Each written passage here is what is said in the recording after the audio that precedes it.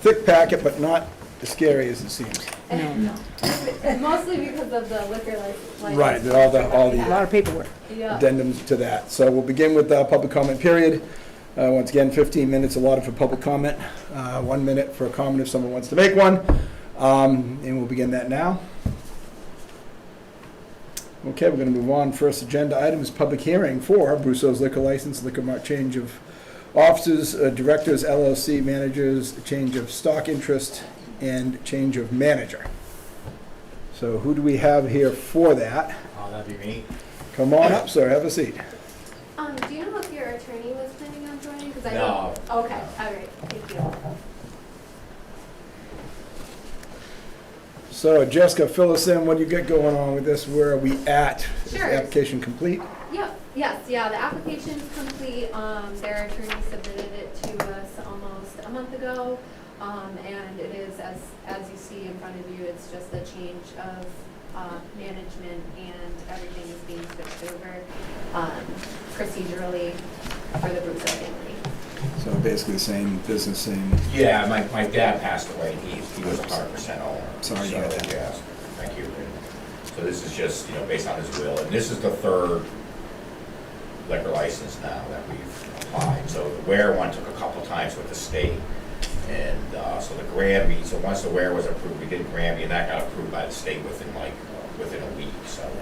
So the paperwork's basically the same for, there was a couple things that they asked for that, that we needed to do, so, but it's basically copies now. so hopefully it goes smoothly for you. Do you Yeah. guys have any other questions of them or any concerns, comments? No. I have none myself, I look for a motion. So move.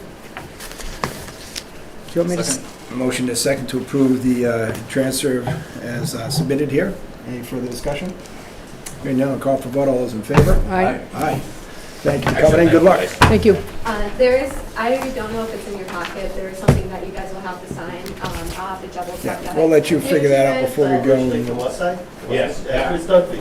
Hey, Chris. Not bad. Okay. Public hearing on CDBG grant application.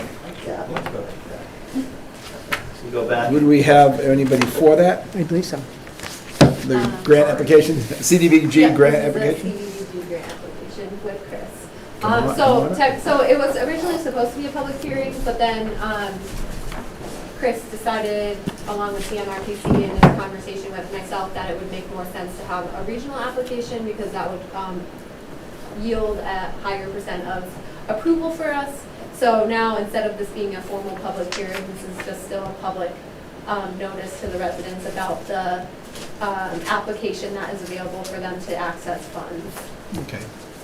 So this is similar to what we talked about before, was the people in those areas looking for grant money for the improvements, but it's going to be done just on a larger scale, I assume? Right, so we're going to regionalize with Leicester, who's agreed to be the lead community for this application, and by doing so, it's going to improve your score, by at least a couple of points. The So- regionalization, you're getting the same exact projects, the same exact activities that we previously discussed, but it's just going to be under one grant with two communities. So if we'll go over that again I can say mostly what it was, you gotta do it better, Sure. there was money allowed, there were very strict restrictions, it Yeah. can't be a owner unoccupied, it'd be owner occupied and such, but if you can briefly go over it So for again. Barre, I'm hoping to pursue 3 activities, okay? One will be a housing rehab program in concert with the town of Leicester, a regional housing rehab program. And this rehabilitation program can provide up to $40,000 for people who qualify under income guidelines. And there's forms available through the Board of Selectmen's office and the town administrator. I dropped off forms at the local convenience store there in South Barre. I strongly encourage people that have any interest in housing rehab to look it over, fill it out, and send it to me. And by doing so, this will demonstrate to the state that there's demand for this program, there's a need for it, and people want it. And so it could provide up to $40,000 for people who qualify under the income guidelines for rehabilitation, roofs, windows, siding, heating, plumbing, electrical. No remodeling and no expansions. Now, tell me this, it was $40,000 for a qualified applicant. What's the number of applicants? How many $40,000 would we get? Well, I'm pursuing in the grant at least for 6 units, Okay, so. 243. We could ask for more, but it's been my experience, this program moves really slow. It's hard getting the applications in a timely manner from the applicants. It's hard finding contractors that are ready to go. And so I'm trying to ease you folks into this program, baby steps, so to speak. Now, And once again, these are forgivable grants over a period of time. It's a so forgivable. depending how long people live there, if you would just touch on that. So, people so understand. if someone obtains this funding assistance, they enter into what is called a deferred payment loan. And if they stay in the house for a period of 15 years, that loan is deferred and it becomes an outright grant. If during that 15-year period they have to sell for some reason, a portion of whatever has been given to them to make those improvements will be recaptured. And that portion will go down incrementally over that 15 years. is there a time frame, for example, that applicants must meet? In other words, if I had a person who qualified and they were ready to go, but the people who were going to install the new boiler or heating system couldn't do it, and we're 6 months down the road, how, you know what I mean? How long can you have this money hanging there while you're waiting for people to do the rehab?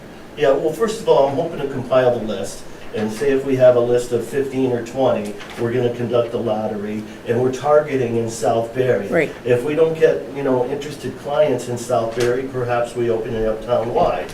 And the grant through the state has a programmatic period, which will expire approximately June 30th, 2023. Okay, But we always get extensions. okay, They should be able to use it. But the point is, we want to use this, because the state has these restrictions called timely expenditure Right. thresholds. And if you don't spend enough money in I a know. certain period of time, It's gone. you will not be, well, it won't be gone, you won't be able to apply again. And that's my sole purpose with working with you folks, is to get you in the door with this program, the housing rehab and some planning activities, so we could look at bigger things. I know you need water lines improved, you need sidewalks improved, you need a lot of other But capital work. The call to attention from people, especially in South Barre, owner-occupied buildings, if your furnace is old, your water heat is gone, your roof is gone, this is, at the very worst, it's an interest-free loan.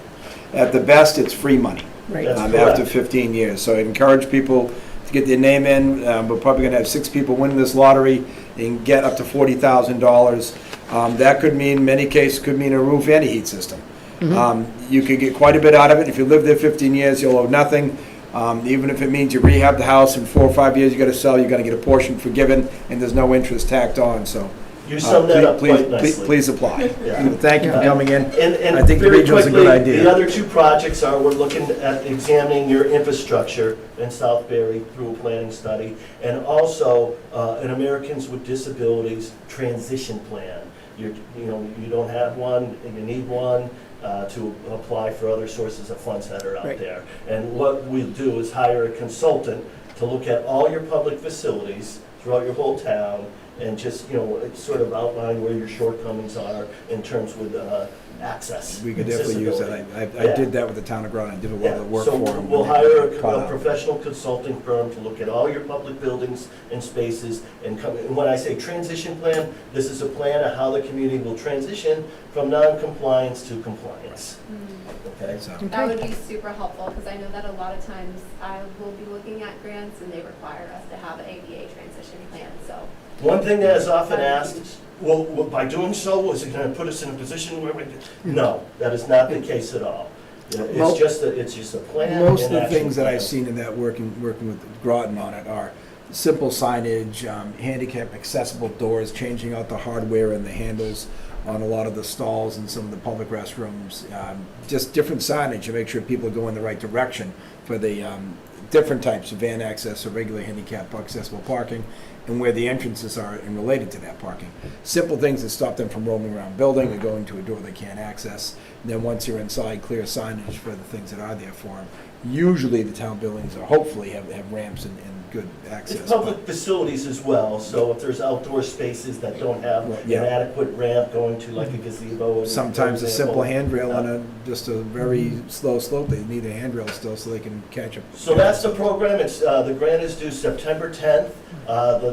Leicester is gonna act as the lead community for this grant, of which Barre is going to be a part of. There will be a formal public hearing at the town of Leicester on the 23rd at same time, 6:30 PM. Gladly accept written comments. I don't expect people to make the trip over, so if you want to have written comments, we gladly accept Do you have a them. deadline for these applications from the public before? I put in here the August 31st of August, but if they So- trickle in after, that'd be So okay, I guess. act quickly anyways. Yeah. All right. Thank you very much. Thank you for having Thank me you, this President. evening. Appreciate it. And where will the public hearing be located? At their town hall, the Okay. Leicester Town Hall. There was an article in last week's Barre Gazette, if people want to look at it, gives a little bit more detail. The article appeared on August 5th. Okay. All right, thank you. If people Thank have you. questions, they can contact you or Or CMRPC. or Jessica. Yep. Right.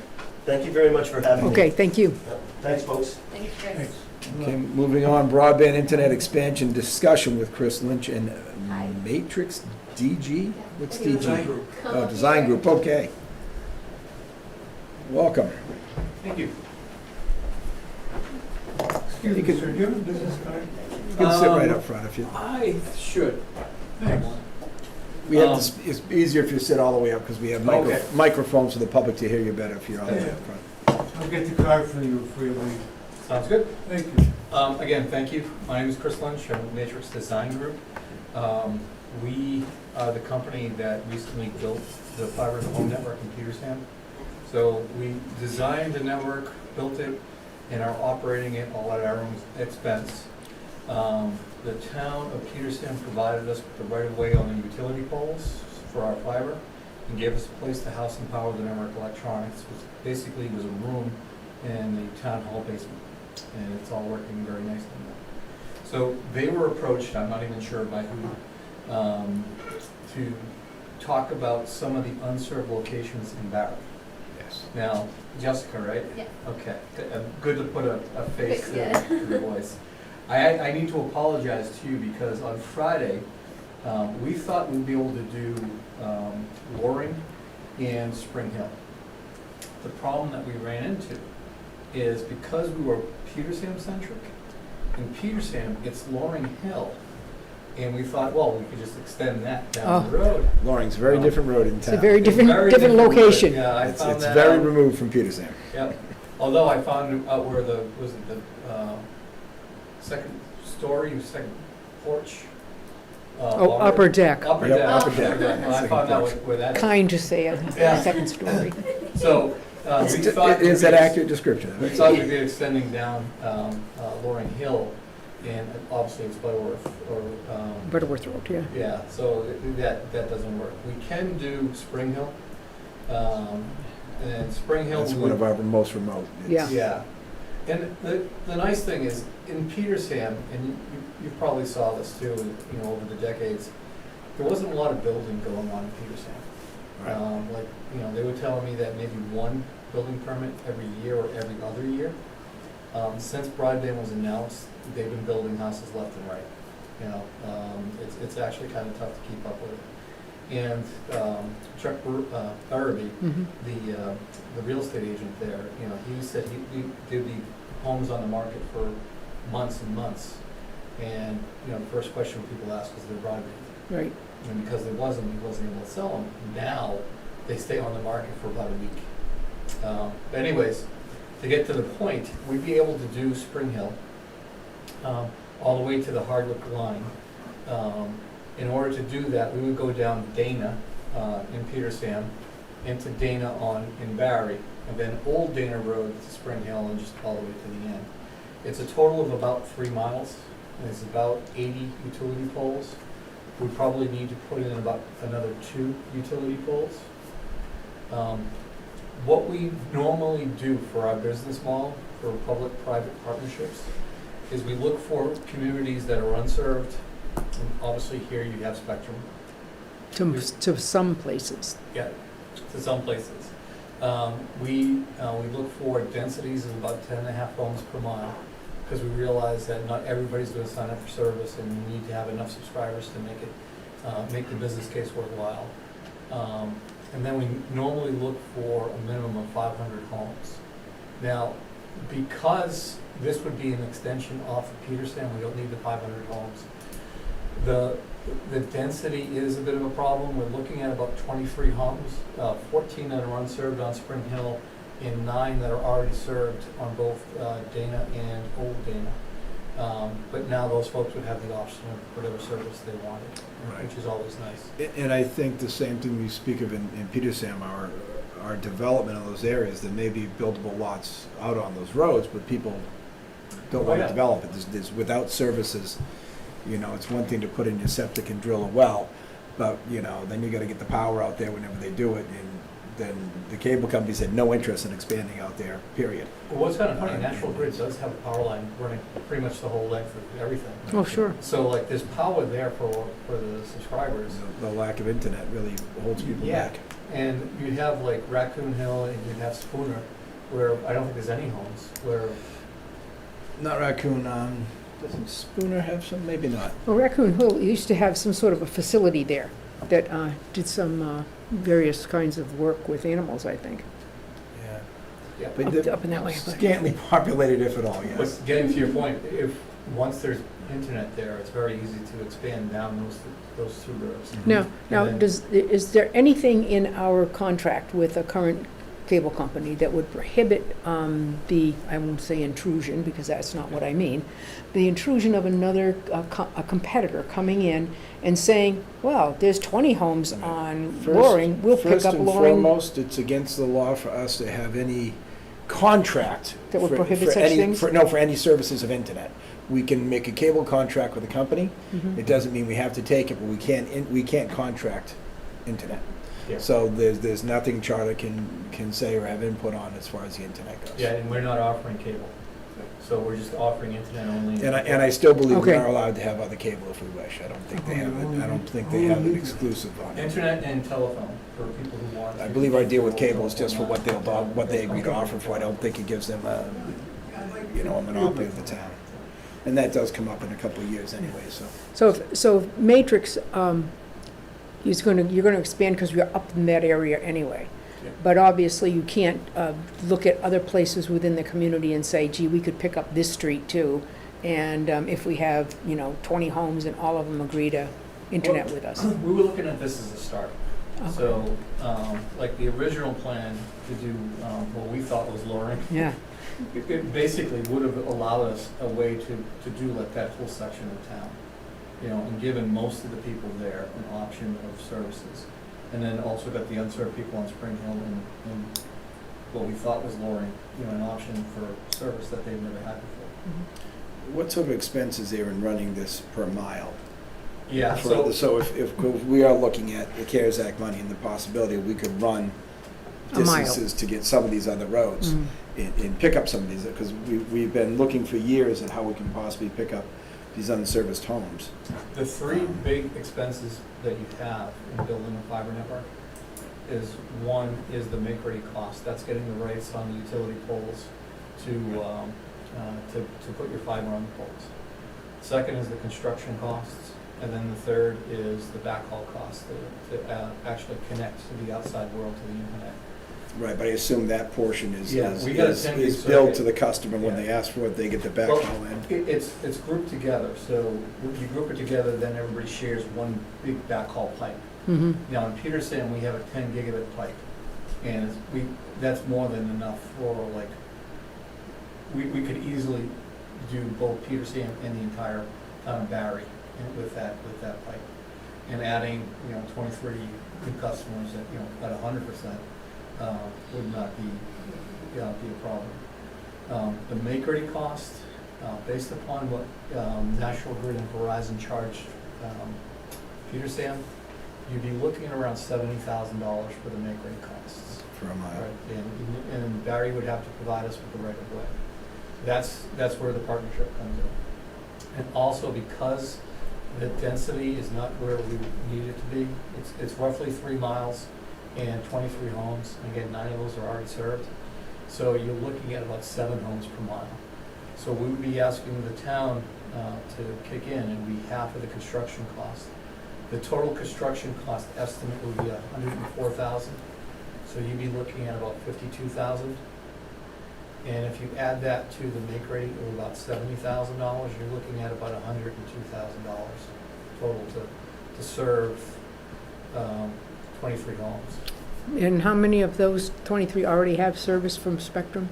None. None, I don't think okay, anybody has service on Spring Lake, okay. unless it's actually coming in from Hardwick. I don't think so. No, Hardwick is very no, it's- underserved. It's If I were not. you guys, I'd be looking at the other end where you abut to Hardwick, quite frankly. There's a lot of places there. We've already, sent an email off to Yeah. their Board of Selectmen. So And the 122,000 is a one-time expense to get the services to those people. Yeah, it was actually be 102. 102, I'm sorry. I And- just saved you $20,000.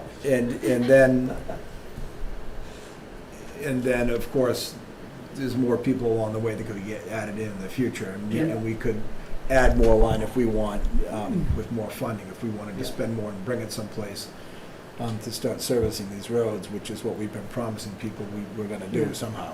But it's, The only ongoing cost that you might have as part of the make-ready process is you need to have a surety bond with the utility companies.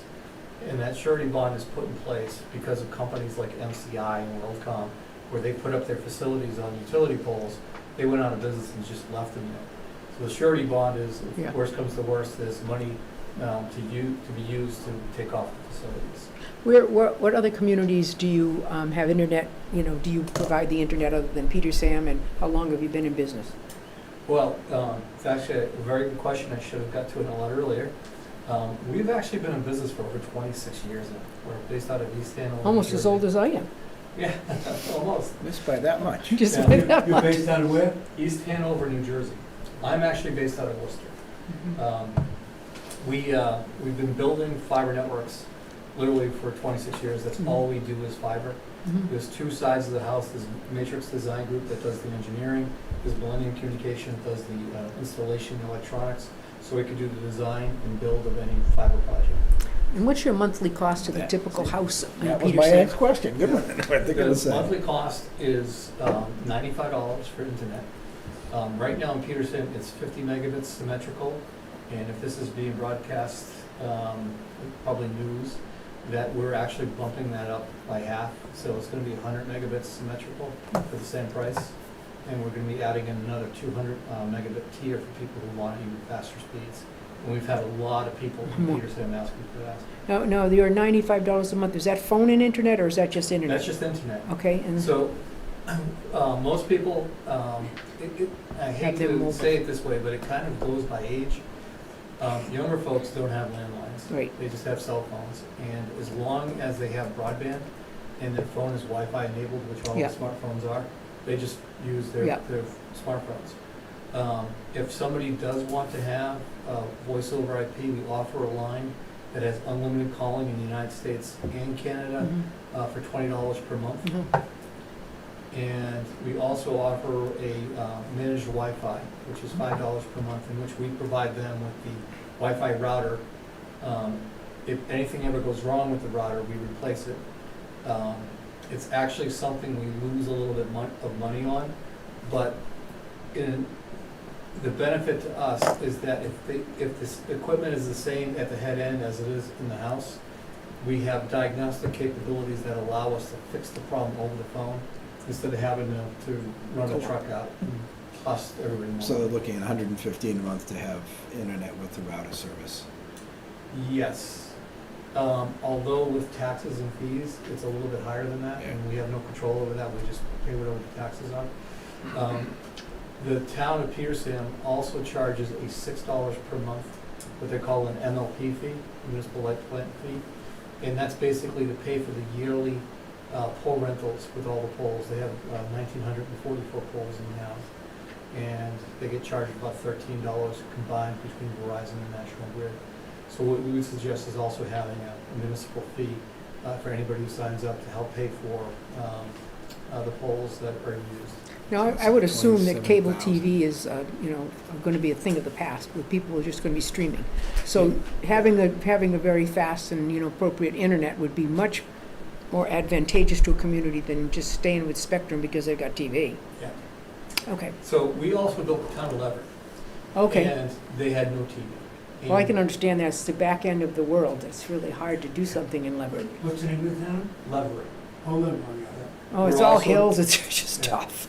We were also in the process of working with Shrewsbury to replace their cable plant with fiber. Interesting. So that, we're building that for the town, Okay. and we're doing the same thing for Sterling.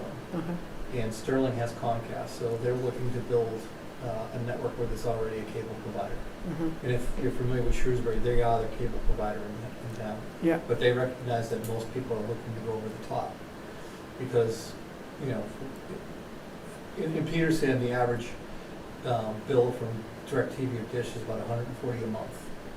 The same people could figure out what channels they want to watch. They can get like YouTube TV Oh. for $60 for 60 channels. Yeah, Or they can get just Netflix for 17. Netflix and the Disney Plus package. I think when combined it's 26. Yeah. And then I haven't had cable at my house in Worcester in over 8 years. Right. And I really don't miss it. But with a strong, you have to have a strong internet provider Yeah. to do the streaming that people would want to do in order to have that opportunity to watch TV like they like to watch TV. Yeah. I mean, I can't imagine, of course, I would be embarrassed to tell you how much I pay for cable TV at this point, because I have a whole bunch of streaming services too, Mhm. which I can look at and say DirecTV, because I have a satellite dish for that, and so that's probably $250 a month. Yeah. Then the internet's $100 a month, and, so, And everybody on Spring Hill, anybody who wants to watch TV you gotta is stream. going to have Dish. yeah. Or Dish. DirecTV. Yeah. And they'll actually save money by switching over. Oh, absolutely. Maybe $1,000 a year. They need a smart TV, but once they got that, they're Yeah. rolling. Yeah, Yeah. you don't even need a smart TV anymore. You just need a laptop or an iPad. And then, But every connect TV it. just wants you can buy smart TVs so cheap. Oh, yeah, I know. Oh, yeah, I mean, and you can cheaper have than a- multiple cheaper streams than a going on at laptop. the same Yeah. time. While, people are doing their work or Mhm. doing Right. their Yeah. homework. Well, And yeah. not have to worry like, I'm on the internet, I get know, off, I know, yeah. Unfortunately, that is kind of a thing of the past. So at any rate, we expect to see you when we're ready to negotiate a new deal with Spectrum, right? We'd hope that Matrix would be talking to us. Yeah. Well, I'll be upfront with you. If Spectrum, it's a lot cheaper for Spectrum to upgrade their facilities than it is to build new facilities. they've had no interest in it. We've been asking. They have no incentive to do that because Matrix hasn't been around looking.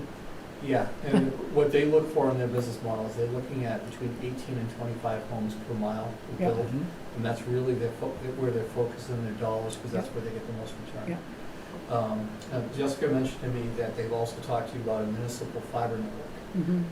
We've literally built dozens of those for different communities. We have that, except it goes nowhere.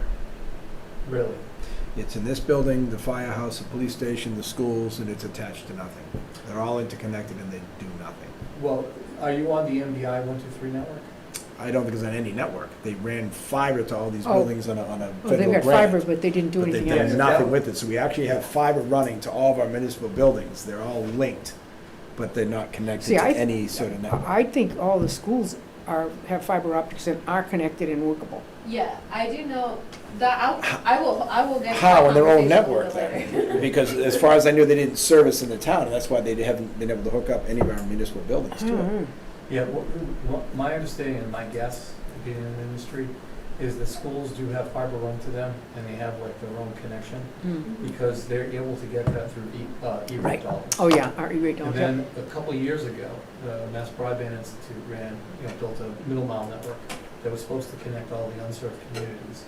But they wanted, for whatever reason, they wanted to get to as many communities as possible. So, places like Barre that already had cable, They ignore. they put fiber to all the community anchor institutions over Yeah. the year, the fire station Yeah. and probably the library. Two fire stations, probably all three, library, police station, Well, the schools too, in but the town schools hall. are connected. And the schools, but the schools connect on their Yeah. own, so these other Yeah. buildings are all Yeah. not connected, the fiber just sits there. You might want, because of all the ARPA money and all the CARES Act money, Right. you might want to look at what it would cost to run a fiber, your own fiber network connecting to them. Because once you have that in place, once the fiber is in place, then it allows you to expand out. So say if people here wanted to, from here, all the houses north wanted to connect on a different one, you already have like a point of presence that you can build off of. Right. Now, the town of Concord, that's basically what they did. They had their electric light plant connected all of their substations. And then, once all that fiber was in place, they went out to all the neighborhoods and said, would you like to get, and they have actually Fios and Comcast in town. And they found there was enough people who sure. wanted it. But it was that network that was put in place first. And I can bounce back to something I know Groton did. Groton, I don't know at one point, but they have their own Groton Electric. So they've purchased and taken over all the electric in Groton. They run their own, and everyone gets disgustingly cheap electricity in town. They fix their own poles, and then they hired a company and ran all the fiber themselves in their own poles. Yeah. So they fibered out the whole town because they already own the poles. Mhm. But the danger of some of that is, in Princeton, they actually pay the most for electricity in the state, because back in the day, they decided to get into windmills, and the company they bought the windmills from, I think it was in Sweden or Norway, went out of business. So like, they couldn't keep it up, and somebody had to pay the costs. So Groton's like Barre. The power lines go right through, and they have their own substation, and they just have their own electric light and a couple of 2 or 3 trucks, I think, and they just do all their own Well, service. But it's Very interesting. I guess we'll have to talk a little bit about it and make sure that our current agreement, whatever it is, doesn't preclude anything like Yeah. this. Jessica has all my contact information if you need me for anything. One last thing I did want to mention is Jessica mentioned that the firewall for Meraki and Cisco are about to expire. We actually are a big Cisco house and also Okay. a Meraki dealer. We have 2 CCIEs, which is the highest level of Cisco certification you can get in the world. We have another 6 certified engineers. Mhm. So if there's anything we can do on that, it's always good to have options. And if we wanted to move forward, what's the timeline on running this cable and completing this to these homes and offering service to people? How soon could someone be saying, yes, I'd like to have service? I normally tell people it normally takes about between, for a project like this, probably like 10 to 12 months. But all of that time, or most of the time, or 3/4 of the time, is waiting for the utility companies to give you the license to attach. That normally takes like 9 months. We can build, on average, about 1 mile of fiber per day. So literally, if there's 3 miles, it'll take us 3 days. But we would need, and then we would have a separate crew come behind them just to connect the houses. But we would need to get the right of way first from the utility companies. What about, because I've been toying with this idea, what about substations on the side of the road and underground pipe? If the town were to install those, and then we attach the poles where we need to minimize that, is that speed things up? Is it easy to use? Is there There's a lot of problem places that underground? do, underground, you can actually like till it in, right? Right. Vibrational plowing, they call it. But the problem is, we live in New England, and there's a lot of ledge in New England. There's a lot of legendary. Yeah, so you would have to go all the way around, and then it becomes a question of, the easements, right? You might have the easements from one side of the, X number of feet from the side of the road. Well, one thing we do know that, certainly the glacier was very typical here. It left this, the ledge is all uptown, and down on Route 32 and all that is all the outwash, and you just gravel heaven there. So there's parts of the town, like certainly I wouldn't up on Spring Hill Road. Ugh, Right. No, that I is just think ledge. too, at the expense, I don't think we can trench it and pipe it for close to $100,000. Yeah, I mean, for 3 miles, that's a long way. Yeah, I don't think we can come close to that. But I'm just curious, because that's Yeah. an option in places if we need to, that we can drop underground and do it. Well, I did want to give you like the verbal budgetary numbers, and see if there was a level of interest. If there is, I'm happy to put together like a more formal proposal. There is, please do. Yeah, and I'm very interested in whether or not your company has a branch of consultants that would come in and evaluate a town and say, these are the things you should be doing in order to have the most cost-effective and appropriate internet access to all of your children and all of your families. Because sometimes we end up with Spectrum that we've had forever, used to be Chartered, then Spectrum. And it seems like they just are like in the driver's seat. We're just a customer that they figure is in their pocket, We're right? being towed along by a leash. Yeah, Not I what we feel can that do way, and I with could be it. dead wrong about that. But so I would look to have the best kind of insight into what and how we could make things happen that Greg's talked about, that people would have the services that they need in order to work at home, learn at home, and, be safe at home. Right. We do, and one thing I should point out is, in Massachusetts, towns are free to choose their own accountants, their own lawyers, Yeah. and also their own engineers. Mhm. There's two different things you'd be looking at here. One is a consultant and say, let's do a feasibility study. Mhm. And I kind of roll my eyes at the feasibility studies because we're engineers, and we say, okay, there's certain data that you pull up. And Mhm. once you have that data, the answers become clear. Mhm. At X number of miles, X number of homes, and X number of density per home, Yep. per mile, you need a take rate of Y, Yeah. and then that becomes feasible. Mhm. It's really that simple, because you look at what the price point is for Spectrum, and no matter what people say about how they feel about the customer service, if the price point comes down just a little bit, I'm not sure if I want to change anymore. So you have to factor those things. I think I'm $70 or 70-something a month for just internet only. That's what I but- pay in Worcester. I'm almost exactly 100 for internet and phone. Yeah. But But I never what I'm use. seeing online a lot from people in town is the complaints, and I'm not home during the day, but people home during the day, of the internet dropping and shutting off. And I find often when I get to my tablet, it's been disconnected from the internet because it's dropped, and until I get back on the tablet and tell it to reconnect, it doesn't. Yep. And I think there's a great deal of dissatisfaction with the service they have at the $70 a month in town. And And I think that people being able to jump up and spend a little more, I think there are many in town that would love to see it come down the roads where it already exists. We'd have to talk about that in the future, but our first priority is to get the homes that don't have any Yeah. service. And I think you'll find other customers will be calling you asking, when could you get to our road? And you would have and there are a couple of roads people who would like to switch over. Right? Yeah. on like the other side of Hardwick, Mhm. where if we did serve like the unserved in Hardwick, we might be able to move over there to get some of those. Mhm. So it'd be a conversation we should have with both Mhm. towns. Mhm. And Maybe in conjunction with Hardwick, because they're going to be tighter on funds for doing it. They're very Yeah. difficult in spending money, so well, if yes it's and no. done with us at the same time and we're paying and they're paying, they might see. They were forced to sign a contract with the NBI that allowed Comcast to build out the unserved parts of town. That was like 4 or 5 years ago now, and they still haven't done it. Mhm. So they should be in a position to go back to the NBI and say, we want our money back, get it done right. So I don't know if that will happen or not.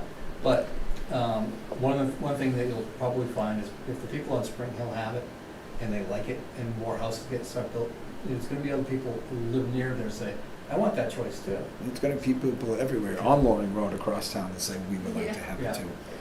And that's where we have to look at the expense of picking up the wires and consider. Yeah. We talked about the CARES Act, and I said, if we do something with a chunk of this money, I really think this is something we need to do in town. We've talked about it for so many years. Well, I To think- not have internet to Yeah. houses The is. concern that I Okay. always have is buying the first pretty dress I see. Yeah. Because our concern has to be looking at our ARPA money and so forth and saying, and our CARES money, whatever, if we have any of that left, what's the plan? How do we plan the build-out so that it makes sense for the whole community? And not that this is kind of a serendipitous opportunity that you bring to us, that we go, well, kind of hard to resist. But our concern has to be, as Greg points out, looking at the entire town and saying, where aren't we serviced? And where aren't we serviced very well? Spectrum, when you sort of have this client that really, that's all the client has, there's no choices, you sign up or you don't have anything. you tend to get a little bit complacent, I think. Yeah. And so I certainly don't know what you know. I certainly don't understand all of the ins and outs that you, on people who do your job, but we need to know more about that. So that any decision we make makes the best interest for us over time. And pressures other, our current provider to say, they're serious. They're serious. I can tell you that the town of Princeton, they voted to move forward with a plan similar to what we did in Peterson. Mhm. And only then, after Did decades of send- not being interested, Yeah. both Comcast and Charter, both Comcast and Charter stepped up and said, no, we'll build in the town. They pick up well over $1 million here a year, $1 million plus a year in this Yeah. town, and they don't seem to care. But I think Well, I think there has to be it's some money they can competition. There certainly has to be use. an idea that we're serious. How many homes do we have that are not serviced total, you know? I had that count at one point, right? Did I send Somebody you sent the- it to Chip Bull, who I I believe think it's in the hundreds. I don't think it was that high. I think it might have been. The number might be that high, the list that I have, I don't think it's that high. But I just go based off of who has actually reached out and said, hey, I don't have internet and I would like internet. So there's definitely a difference in who's reached out and who still wants it, but who hasn't. reached Right, out. and then, but if we also went to how many buildable lots that are unserviced also as well, that number's gonna grow more. Right. So the potential for, the blank zones is still, I would think, in the hundreds. People that need it, I'm saying what percentage is 23? If we have 110 that need it or want it right now, takes care of 25% of it. Mhm. Well, It's a good start, but. When we built in Peterson, one thing we always do is we always look at the buildable lots and say, is there a farm that can be broken up to, and how many lots could that be? What's the frontage that you require? And we always make sure there's plenty of fiber available for that. So right now, people in Peterson can build out every lot, and we wouldn't run out of fiber. Wow, okay. I have 60 Only addresses 60. that who have reached out, All right, That so- sounds right. Yeah. I think everybody on Spring Hill was on that list. probably. I mean, it sounds like a good place to start, so we'll Mhm. talk about it. Mhm. I And if you could leave information with Jessica so that we can continue to have a conversation, picking your brain, quite frankly, Yeah, sure. to see But what information we might glean. I would think we'd be very likely to go forward with this, but the problem is we need to have a plan to move on and pick up the rest of them after. This is, we petitioned the town for money 2 years, not a year and change ago at town meeting, which we haven't used yet because we haven't had a good way to use it. Everybody understood that $100,000 we set aside was not gonna give the whole town internet, but it would be a good start, and I would see this as a very good start if we do. So we'll talk about this again at our next meeting. We'll have one early in. Well, going to your in question, September. we could do an engineering study and say, okay, here's the Mhm. town, here's what it would take to overbuild and have a municipal network, Mhm. or here's what it would take to do it in stages, like do all the municipal buildings first, Mhm. and then, do it on maybe like, fiber hoods, Mhm. this part of town, that part of town, who wants to sign up for service, Mhm. and let it become a, people choose. Mhm.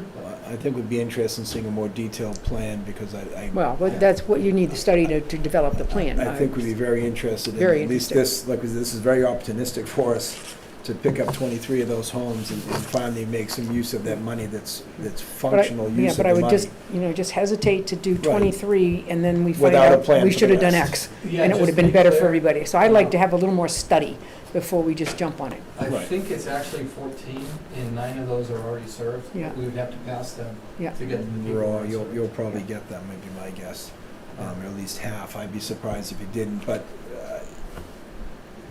no matter what, we have to have a plan after that of how we can get to and what it's gonna cost Right. us. Yeah. Acknowledging we're gonna have to pay the polls and the fees and the line to get there, what it's gonna cost us to get to the rest of these homes, to give them an opportunity. And I think we're gonna have to figure out a way to fund that Yeah. eventually, so we need to see what the real numbers are and And is getting National Grid to allow, placing wires on those poles, is that a political thing?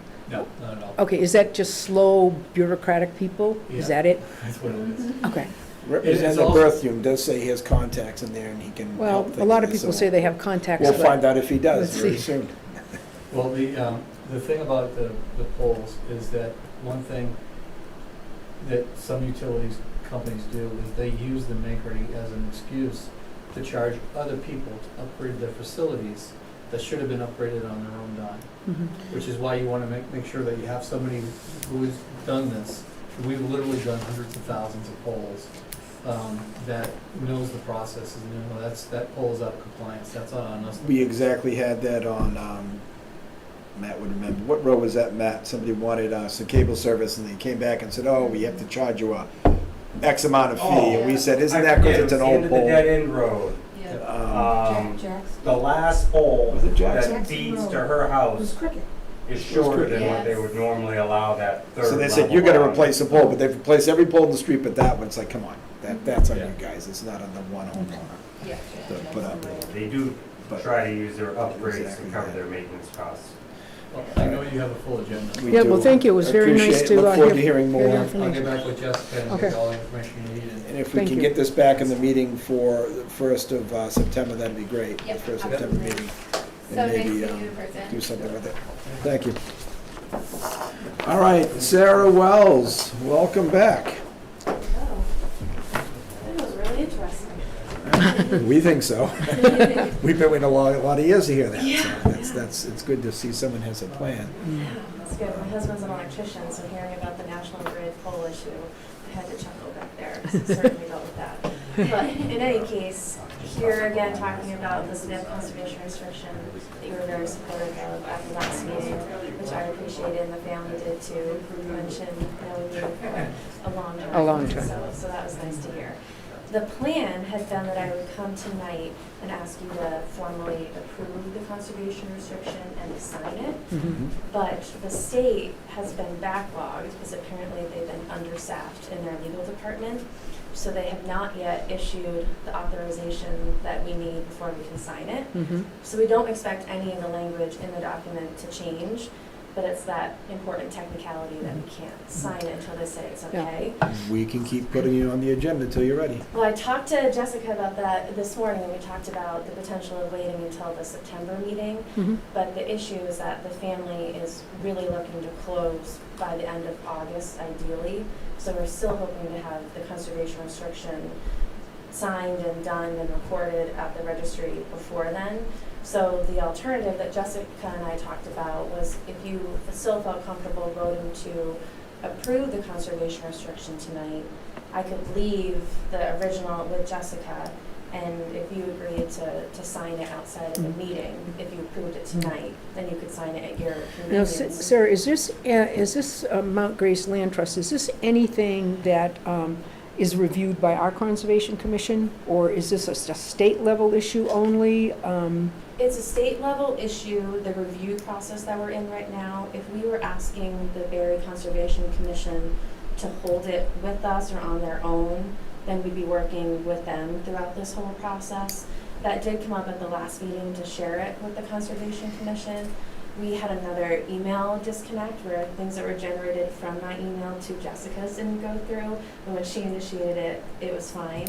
So the commission got the copy of the restriction, but not until last week. Okay, And I heard from Mary Ann, I think it Yeah. was today, who said that they did have it and she was looking for what they should do next. So I mentioned that I'd be coming tonight, it'd be great if they, I think I a see conservation we have gentleman is here. Conservation right here in the room, Yeah, if you'd like to comment. This is a little perplexing to me. I didn't receive it until today. Yeah, okay. Um, Do you know what it is? Have you understood it yet? Yeah, I've signed quite a few of them Okay. over the years. I'm just wondering why it's coming to the selectmen instead of the Conservation Commission. It's always come to the Conservation Commission. okay. And Well, since, and I didn't know that you guys were the authority on it, so I'm just wondering. so in the future, we can definitely go to the Conservation Commission first. Mount Grace hasn't had many projects in Barre recently, so I take responsibility for that. The state requires that we go to every municipal select board for every conservation restriction we do. And the ones where we're partnering with the town Conservation Commission to get a grant or to do the long-term stewardship, then we're always in those meetings from the very onset. So I apologize for not going to you all first and not being tapped into the preferred order of communication. Well, I understand your position, and it's tough. I do appreciate that. But there may be some language in this conservation restriction that we might have an issue with. Do you have any, is it okay for me to? Oh, sure. ask? Sorry, I'm just. Let me go right ahead. Okay. So this restriction, there's no legal or enforcement or financial or stewardship responsibility going to the town at all. All of that is squarely with Mount Grace, and the family is donating the restriction to us. So the vote that's ahead of the select board is to approve that this is happening, and that the select board essentially thinks that it's in the public interest to have this farm be conserved. So we give up our possible future taxes from being broken up into lots, I understand but that. it preserves it, and they ensure it will be preserved for hunting for people in town as well, and public use. Oh, I'm all The land, for the restriction. Okay.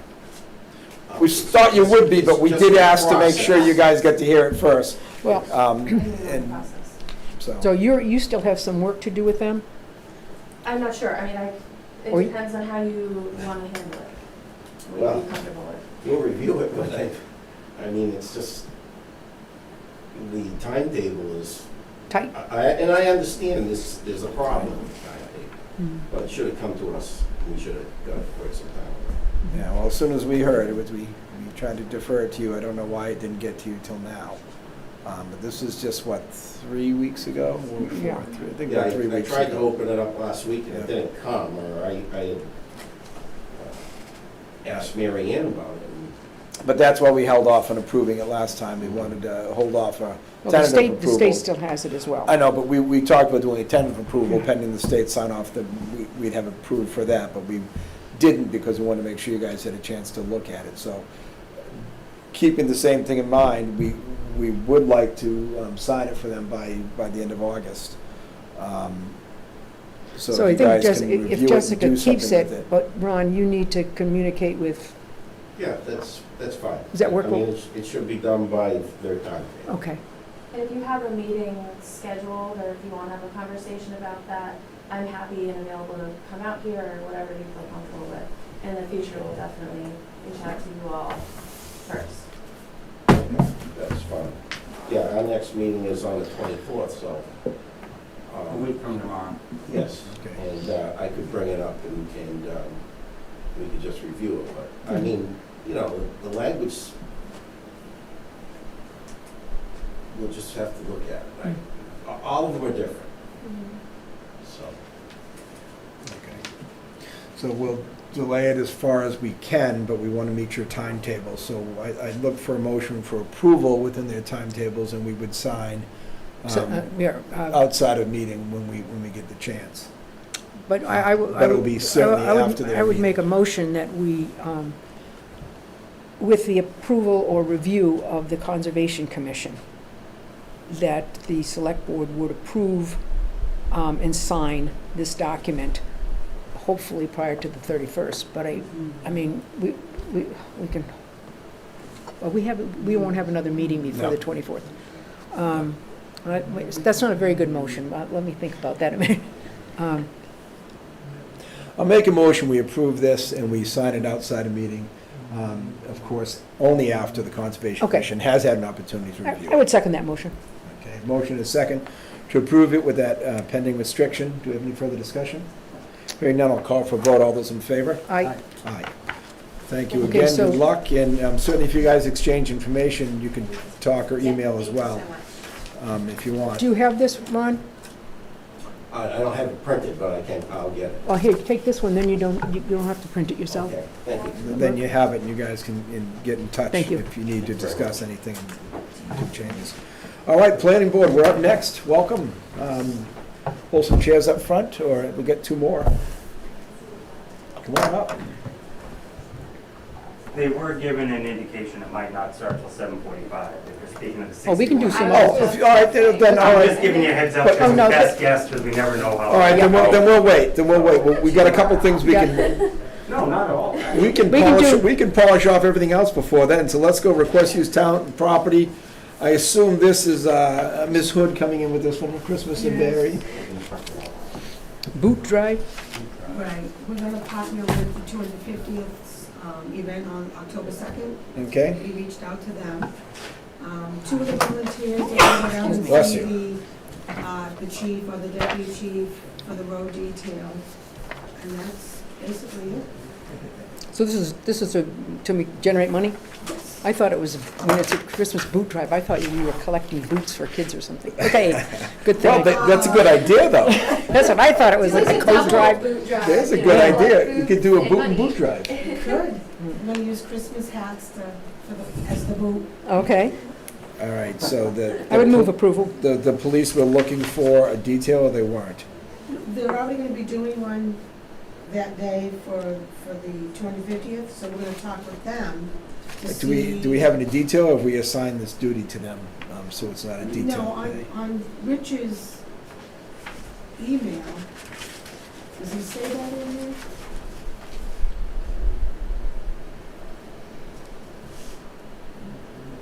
There was somewhere that he said something about a detail that he wanted us to Well, so when, coordinate with them. yeah, so I can explain a little bit. So on the 250th committee, on the same day, they have not submitted their special events application yet, so that's why this conversation about a detail is a little premature. But, so essentially, with the approval of the select board, the 250th committee will be having another event on the same day in the same area. And that event will require a detail because it's going to be bringing a lot more people to the area, and with it crossing 122 in a busy area, they'll want to make sure that there's a detail. And so I believe Christmas and Barre will be looking to have a conversation with the 250th about how they can split the detail. I would for- prefer we talk to the acting chief and see if we can bring in an auxiliary officer for the day in the towns. These are both town supporting events, if we can bring an officer in for it without a detail. Okay. Pardon me? Acting chief? Yeah, Did I miss something? he's out on a medical. Oh, all right, right now. thanks. That's all, it's, yep. I would think he could bring in an auxiliary, could see if he can bring an auxiliary in for the day and just have an assigned duty, because these are both town issues. It's our 250th for our celebration, it's for our Christmas, so that way they're not giving up funds that they're saving at $50 an hour for an officer. Right. We should be able to bring an auxiliary in for, I think we're 21 right now for an auxiliary, for whatever first shift is gonna be. Mhm. So bearing that in mind, and the normal fees we charge, we try to avoid this as a promotion. I move approval of the boot drive for the, And what about this stuff in the top corner? Yes, that's what I'm looking for. waive the fee, waiving the fee? for Sure. that. I'll second the motion with the waive fee. Motion and a second to approve Christmas and Barry's boot drive with the waiving of the fee. Any further discussion? Hearing none, I'll call for a vote. All those in favor? Aye. Aye. Approved. And I've lost my pen. FY21 interdepartmental transfers. That was a fun read. So Sorry. it's all balanced and squared up, basically, Yep, Jean did the. and we've Jean zeroed did all out. the hard work on that one. Okay. Do you want to give us a quick overview of what the final numbers were and basically what was shorted, Sure, let me just. what was short that we had to put money towards? Let me just find it. I mean, this is already done at the meeting, but this finalizes it. Okay, so while I try and find this, Generally, to tell the public at the end of the year, we can shuttle funds between accounts. And when we have surplus money in accounts, we can put it towards department shortages in other accounts. And this was all done and figured in the town meeting. It's just officially done in the books, and the total numbers are here Right. in black and white for us to approve. And Jessica's just going to give us a rundown of those numbers when she finds it. yep, I just found it. Okay, so as you can see, there is an amount overexpended, and Jean details this, and it will be up on the My Town Government website, the whole packet. The amount that was overexpended in FY21 was $189,767.42. And essentially, that's just in certain areas where there were some unforeseen expenses, not necessarily all because of mismanagement in the past budget cycle, but more so we had some staff changeover. That was a big hit on some of the accounts, is where we had to pay out a retiree for unused time, and then, you know, we had the interim treasurer collector, and so there's just a couple of areas where we had some over expenditures, and which are very unusual. Obviously, generally, we don't have a lot of turnover in town, and so our salary lines are pretty well budgeted year to year.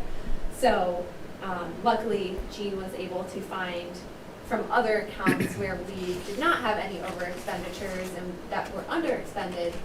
She was able to pull funds through those avenues to cover where things were over expended, and we came out, you know, on top this year. Okay. So most of our shortages, it sounds like they were personnel related, and that's what took the bite out of the budget, retirement payouts and Yep. personnel changes and turnovers. But Yep. budget is balanced with this. This is just an official accounting of the funds we've already demonstrated at the ATM. Right, and it's, and then this is a procedural vote for the select board to approve the interdepartmental transfers. After this, it'll go to the finance committee for their approval as well. Okay. I would Thank move you. approval of the transfers that are outlined on the document provided to us, dated 7/15/2021.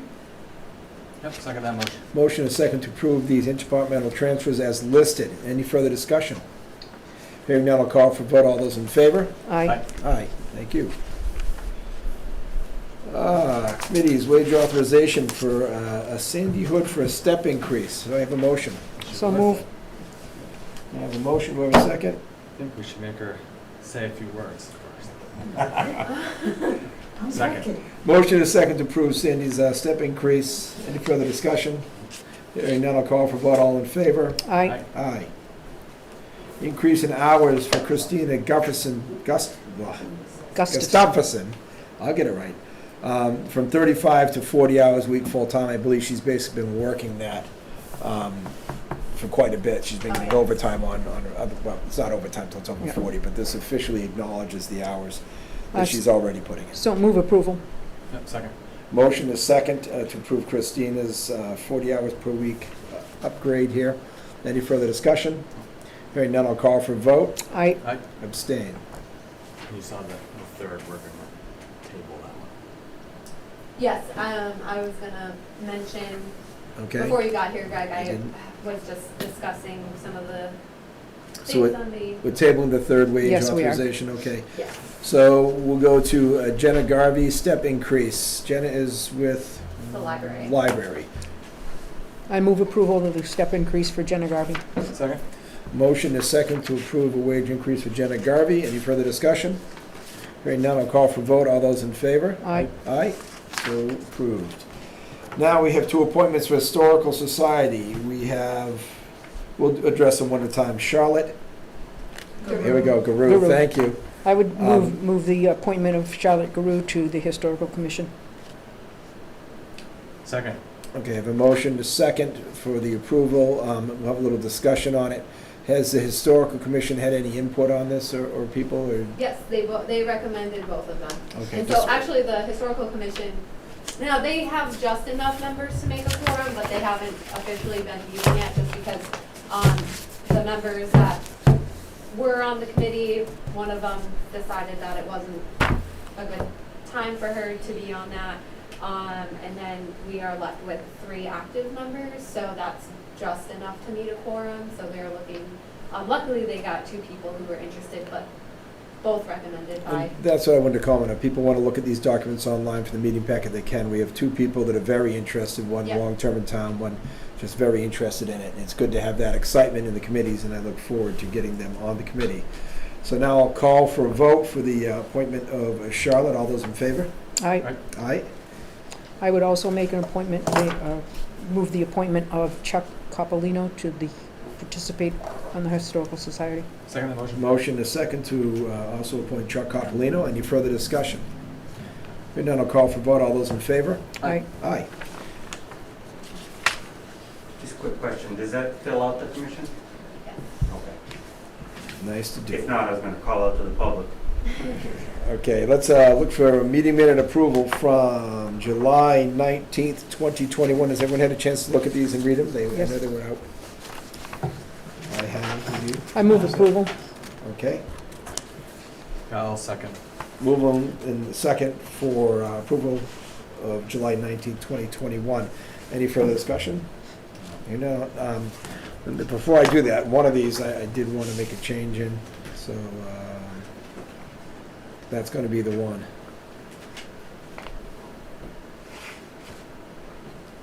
We'll table those for now. We're going to make a change on those. Which is that? Which one? The July 19th. 19th. I have no change we'll be making. So I'll look for the August 9th. I was all set with those. So are we going to table that motion? or- Table that- or- table- Or do you yeah. want me to withdraw it? I'm just going to table it. Well, table it, then we need to vote to table it. Okay. No, you don't need to vote to table, when you table something, it's done, Oh, okay. correct? Yeah. Motion to say, but I'm just, Okay. if you feel better, I'm gonna stop it there. It's not ready. The August 9th, I am okay with. The virtual meeting, would take a motion on those. Move to approve the meeting minutes for August 9th, 2021. Second? You can't. Oh, you can't, that's right. Because I was absent that one. No, I move Never mind. approval of the Monday, August 19th meeting. And I will second Minutes. that. Motion to second, any further discussion? Hearing none, we'll call for vote. All those in favor? Aye. Aye. Abstain. And they are approved.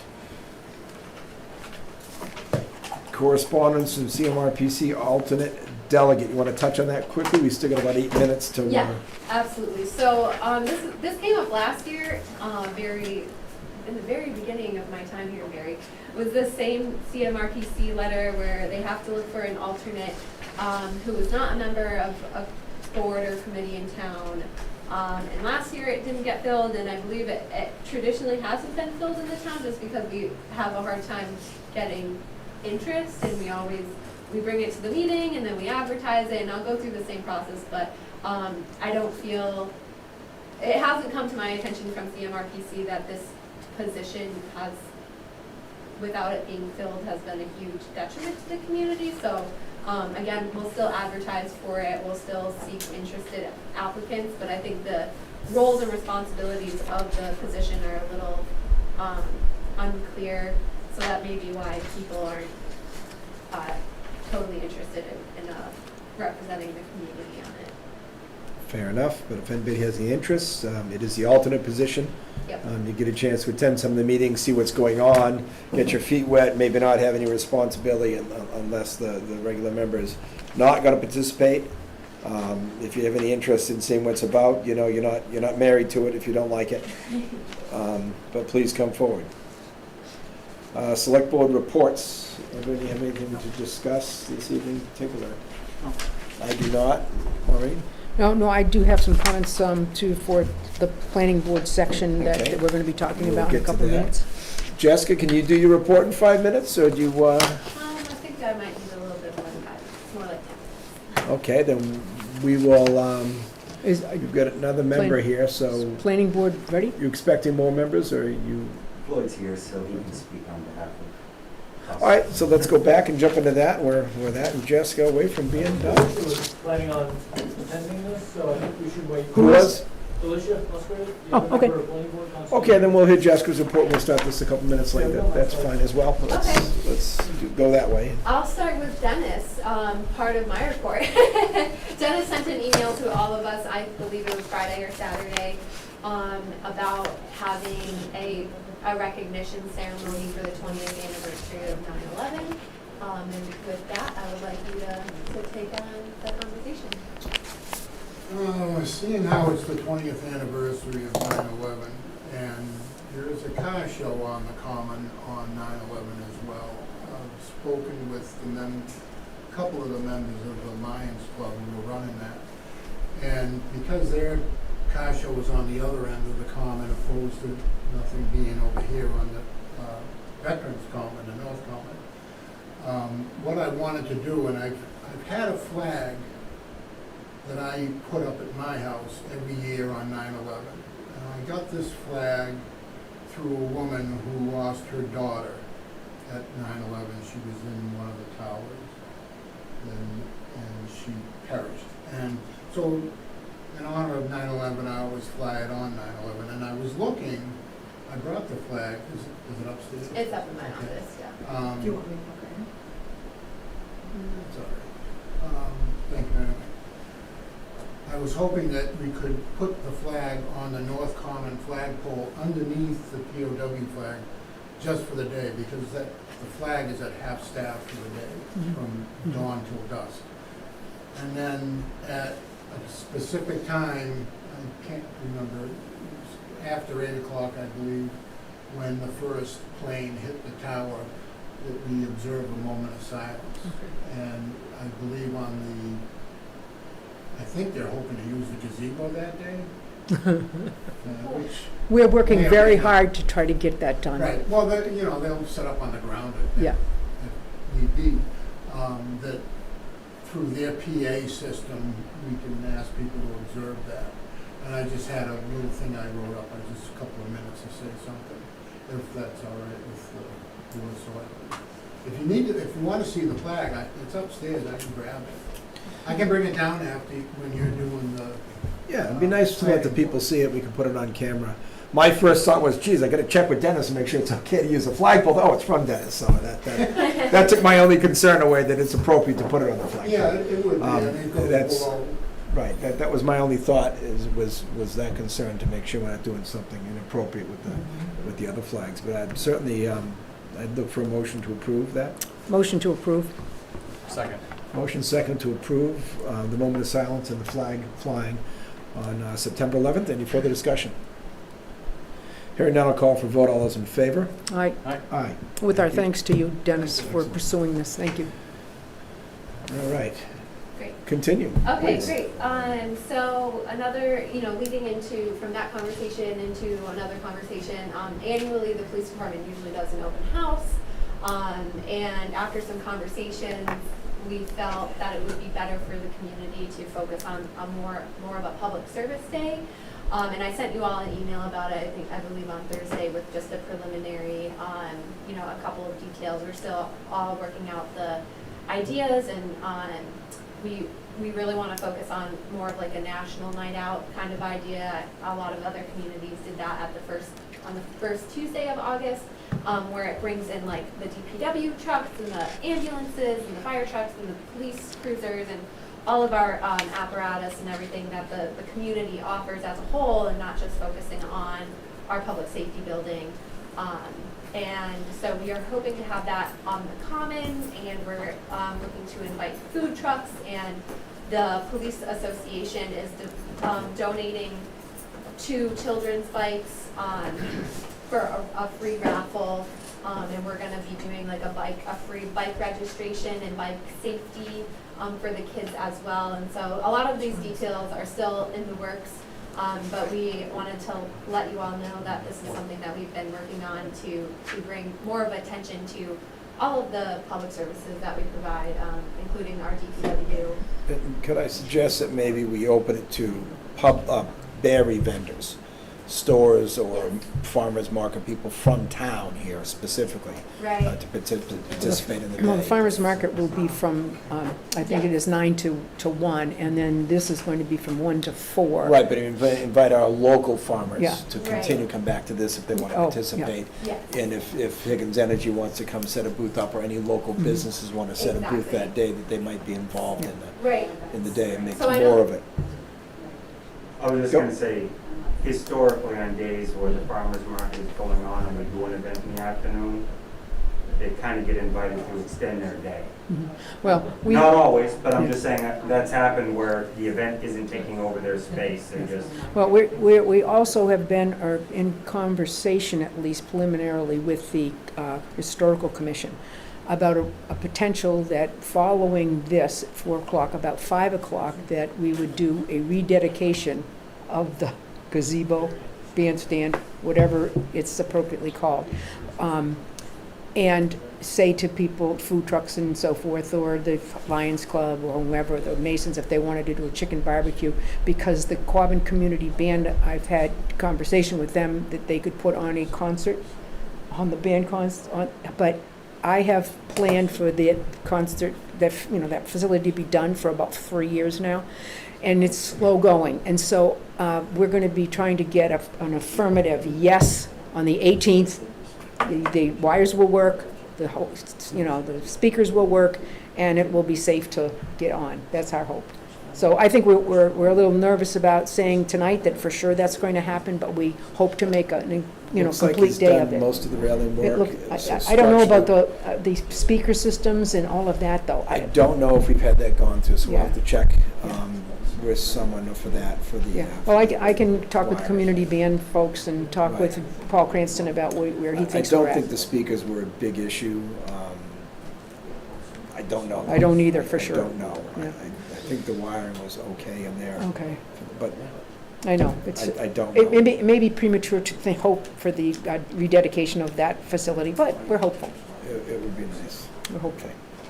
Secondary I don't sound think could I always mentioned be it, Dave, brought so in that too. was- Right, and I have a large, like I did for our outside meeting, I have a large speaker, I can bring 2 of them, Yeah. which is And that's, plenty, and that's plenty of sound. the 18th. Mr. Barry has speakers. We You can have this use it. planned for September 8th. Remember the ones I brought to the town meeting? Yeah, I can get those, I have one at home, or 2 in my house right now, so yeah, we have to, too. we can do them anytime. So that won't be an issue for the announcement. But I know that Amy has been talking with the local vendors, everybody, all of the businesses on the commons, giving them a heads up that this is gonna go on. Right. We invited, so there is the new business Frank's in town. Yep. He owns a food truck as well, but Rutland is having a food truck festival Oh, the same day, so I think, it's gonna be hard. yeah, so that's why there's a lot of pieces that are still in the works here. But this is our general idea. We hope to have a good turnout. And there's some other agencies that'll be there as well, like the sheriff's department and maybe Mass State Police and so. And please reach out to Seven Hills. They did participate in some of the Yes. police things, and it's Yep. good. They have made an effort before for these, and I think it's good Right. for them to Yep. meet with the public and talk, and, Seven Hills and Q-Drug and yeah, our right. community. But definitely anybody in our community that has Yes. something with the public to have. Yes. I mean, we've got several, sort of, you know, restaurants right on the common that we, you know, certainly could tell them that maybe they would have a little extra business and they could prepare for that because, Right, and they can always petition the Board of Health for a day Yeah, permit right. for setting the food on the common as Yeah. well, you know. you know, so They might nice, wanna do nice, that. nice to have that, I know, yeah, I know. Jessica. Amy's been calling everybody. Okay. She's been Great, very good Great. at that. good, Dennis, you had something? the flag. That's the flag now? There we go.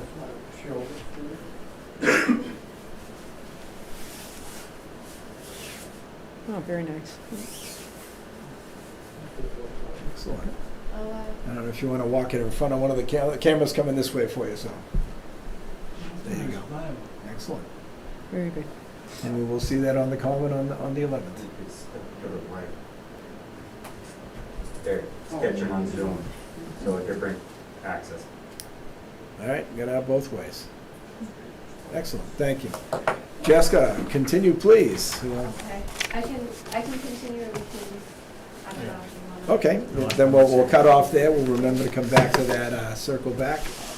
Invite the planning board on up front. At least 2 good chairs, and we can bring a couple more up. Because of course, the speakers, microphones, the Zoom and the online ones are all up front here to get better sound. Welcome. Thank you. So let's talk about this 61A debauchery we did. Obviously, learning some things as we go here. We want to make sure in the future we don't have this issue again. So we'd like to hear what you have to say and what your thoughts are. Well, and that was sort of the point of us, you know, just having it on the public record that this happened, Mhm. and so that for future boards, select boards, planning boards, that, you know, this is sort of a note on the timeline that, you know, we have this not only as state regulation, but we have a town regulation and policy and procedure for Yep. doing this. And we felt pressured to try and scramble and come up with, you know, we reached out to East Quad and Land Trust, we reached out to a number of groups, because it is a prime piece of conservation land. It's one of the things that they look for, that it's attached to contiguous existing conservation land. And it felt like we were working backwards, you know, and we were trying to scramble to meet a deadline that had already passed, you know. So it felt that the communication breakdown had occurred, and the best way to stop that cycle was to come in and address you guys directly face to face. Yep. And And that's all I have to say. I'm very appreciative for you to be here. And while there may not be a strict law that says we must do X or Y, we have an obligation, a professional obligation to do what the bylaw in our community says, and to look at the spirit and intent of the statute. And you are absolutely right to be here complaining. My apologies. Professionally, I feel embarrassed. I could say I'm new, NOLO, but that would not be, that would be ridiculous, because I should know better. And so I just wanted to say that I appreciate you coming here and clarifying this. I had a conversation with Doug Martin. I reached out to you via email. I don't know if you got it. It was via your I didn't want to violate open meeting laws and discuss something that was already Okay. submitted to public No problem. record, so I just wanted to, you know, to indicate that there is certainly, I'm thrilled you're here. I'm sorry it's because I screwed up. But I appreciate you being open, honest, and so we won't do this again, and we'll have better and more open communication for sure. Because there's no way that, I don't hate to speak for the board, but I don't think any of us realized that we had moved so quickly that you had not had the opportunity to do your, you know, the review that, I mean, you have a lot of responsibilities if, for example, the town wanted the property for some reason. And so, Unfortunately, we often operate with the presumption that these things have been vetted before they hit the board. Usually, as Matt knows in the past, I'd ask a lot about things and say, is it past these and past that? For whatever reason, those questions weren't asked this time, and we didn't look into the process. Just a horrible assumption, you know, when you assume you're making them, you and me, as they say. And, you know, we can only apologize and make sure we don't do this again. Because we certainly want to make sure that all the town boards and committees that are here to do their jobs get a chance to do them on these cases. Which includes Conservation, Ron, as well, because they were as equally upset about this. You know, we did talk to town council, and pretty much there was nothing we could do at that point. We couldn't get the horse back in the corral after we'd already let it loose. They went forward, the sale was done. We understand that. And yes, Ron.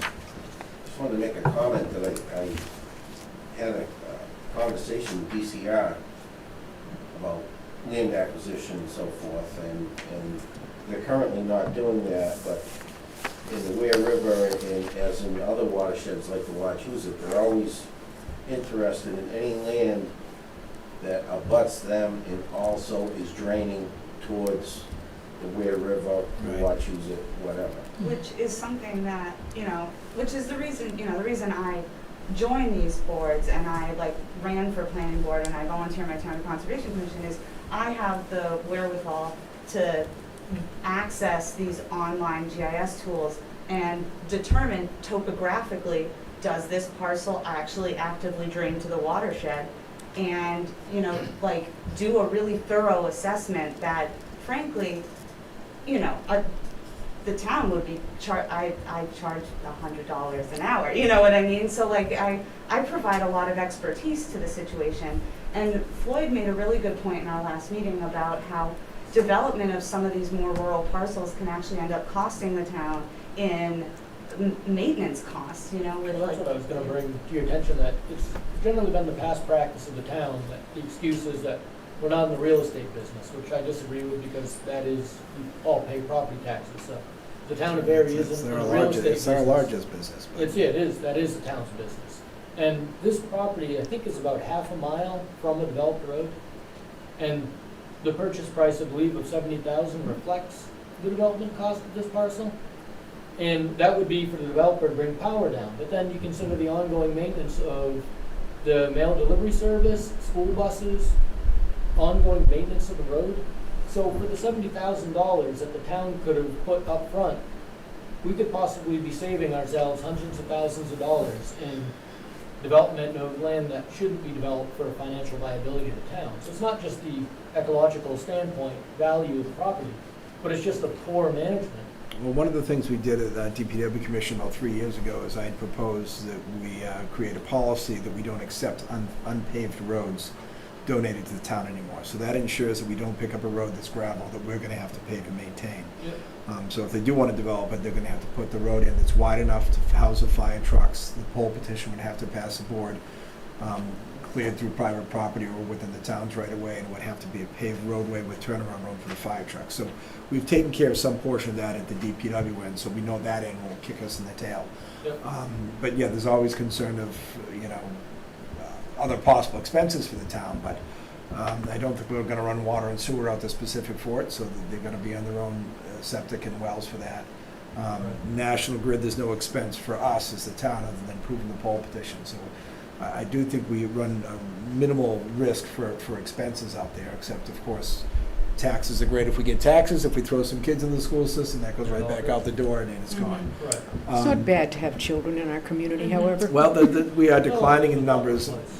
We are declining numbers too in school child population. So at some point, we've got to have some of that back too. My just initial reaction to it was I hate to tell them what they can and can't do with their land, and my concerns. Not that this is done to step away from you guys, but my concerns are when it comes to DCR, I'm not pleased with DCR lately with attempting to close dates and other things, and I really hesitate to put any more land in their hands, period. So 61A is like, that's a contract that any landowner, if they purchase land that's held in 61A, that's the state telling them what they can and cannot do with their land. That has Right. nothing to do with us. So like, the regulation and land use planning for land held in 61A or 61B is absolutely determined like on a much higher level than the municipal determinations. And even if we did decide, like, yes, the town wants to purchase it, that doesn't necessarily mean it goes to a state-held entity. And No. the landowner gets paid the same market value price for it. Right. So their land use does not change. They want to sell it, they're gonna sell it, you know what I mean? Right, they're They gonna get still- the money out They of the way still I get paid the understand it. same amount. Right. It's all about like the Better possible cost use for the benefit land, for the town and for the community and what it means for, preserving our public water supplies and our watersheds that are like real integral parts of our like functioning as an ecosystem, which towns and communities really are. And it's a higher level than that. So it's, if we were coming in and we were saying, no, we're just gonna take your land and not pay you the market value for it, that would be like, like eminent domain, Right. and that's a totally separate issue. But 61A, my land is held in 61A. If I ever decided to take it out and develop it, like, I would know full well that the town would have every right to come in and say, okay, well, you sold it for this amount, we'll pay you for it, but you're not gonna stick a development in there, we're going to Right. preserve it. Mhm.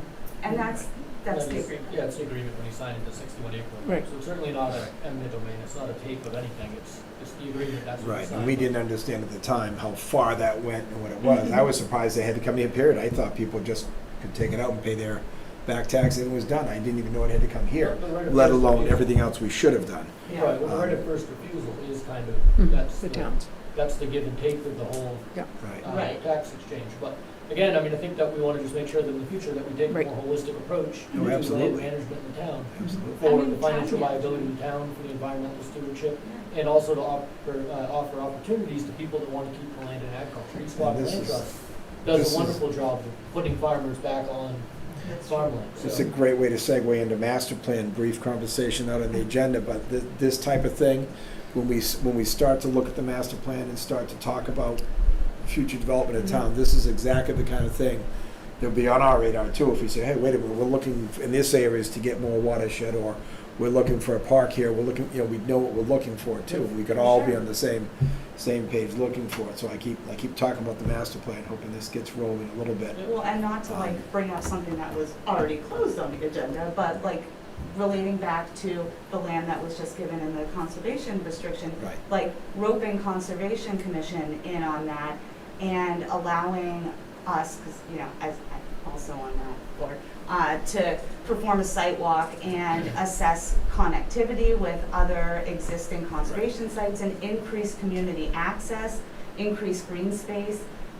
You know, I know that our OSRP is like underway with the Open Space and Rec Committee, and like just increasing like community involvement and outreach really benefits communities. Like the best communities really have like Their land, they really wanted to make sure it stayed open for hunting people, and it stayed as it was, that it can't be developed. Yep. Other Oh, than yeah. the two builded plot parcels that are already highlighted, where they can still build and construct on. The rest of it, like 80 acres, they wanted to keep. well, I'm talking about like trail building, like Yeah. Well, and trail they may be access. willing to do that, I don't Yeah. know, but they've, Well, Mount Brace is- once again, when that came up, the one thing we held it for, after this 61A issue, I said, Mhm. well, let's make sure that this gets to conservation and Yeah. before we look at it, and it's Well, we unfortunate. voted that on the 19th Yeah. of July about. Right, those- so unfortunately, it wasn't Yeah. to them in a timely enough manner and viewed, but that was the intent there, certainly trying to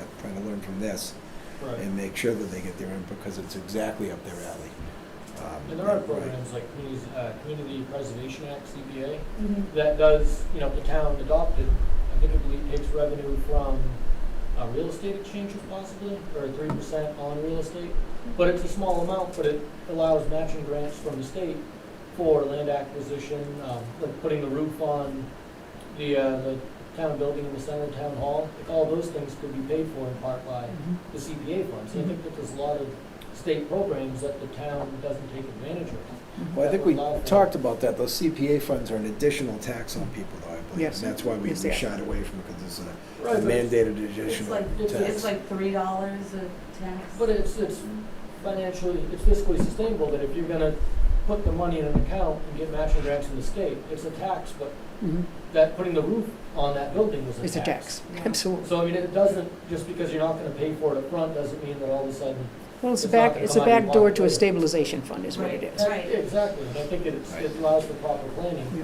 but it would also allow for funds to acquire this parcel that could be a financial burden on the town. I'm optimistic that the way the finances are going, that, you know, with the creating now of the capital purchase stabilization account, that we're gonna be able to fund that without looking for additional funds. And it doesn't have to be 3%, it'd be up to 3% if we did that. But I mean, hopefully we don't need to do that. Hopefully we have enough going on in our revenues right now that we'll start to, you know, put that money aside without taxing people further. Right, Doesn't mean we won't have to, or we might, the town might want to, and it's gonna be a town meeting vote for that anyways. right. I I was think saying, Lynn's but, point is There's that, other programs. There's other, That no, I allow get the it. town to get additional funding.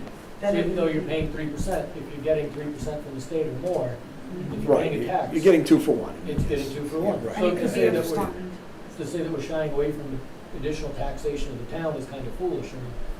I mean, Well, anybody that can and get at a the same rebate- time, if we did such a tax, we might be able to reduce property tax, because then we don't need the money to build the roof, because we're going to have that account, and it Yep. may actually come out to be a 4% reduction in property tax by Yep. adding 3 here, because we get matching, and that's gonna take study with the finance committee to Well, look at. the pros being the and new cons. kid on the block here, at any rate, I would just say that our ability to view the town as a whole Mhm. and to understand the absolute critical nature and need to plan, to Yeah. look at things in a holistic way. For example, we just had somebody in here talking about internet.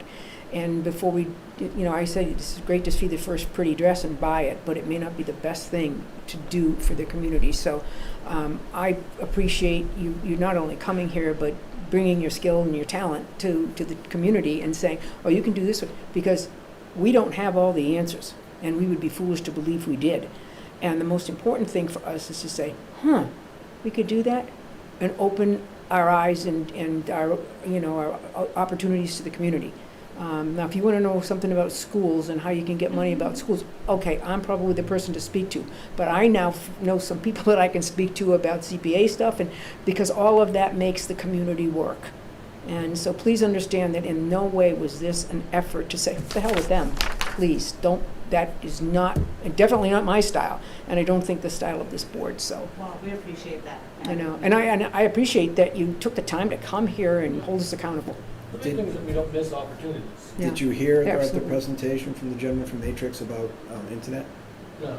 If you didn't, I'd strongly suggest rewatching the first. He was probably here for about 10 minutes, 15 minutes, proposing picking up Spring Hill Road for $102,000 cost to the town, picking up basically almost a third of our unserviced people that are left. We'd have to pay the pole connector fee and share in some of the line running expense.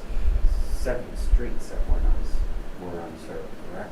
Yeah, or at least, yeah. So, But it picks up one of it and a lot of, and side roads off of that can be run Well, off it of was, that main it was a run. pretty dress that I'm not ready to buy yet. No, but I'm Okay. saying it's, sorry, that's, I was a little similar, but I'm not saying but it's the wrong first, or it's not. the No, first time I we've had agree. somebody A little actually further. present it, so it's something the planning board might be interested Well, in looking at.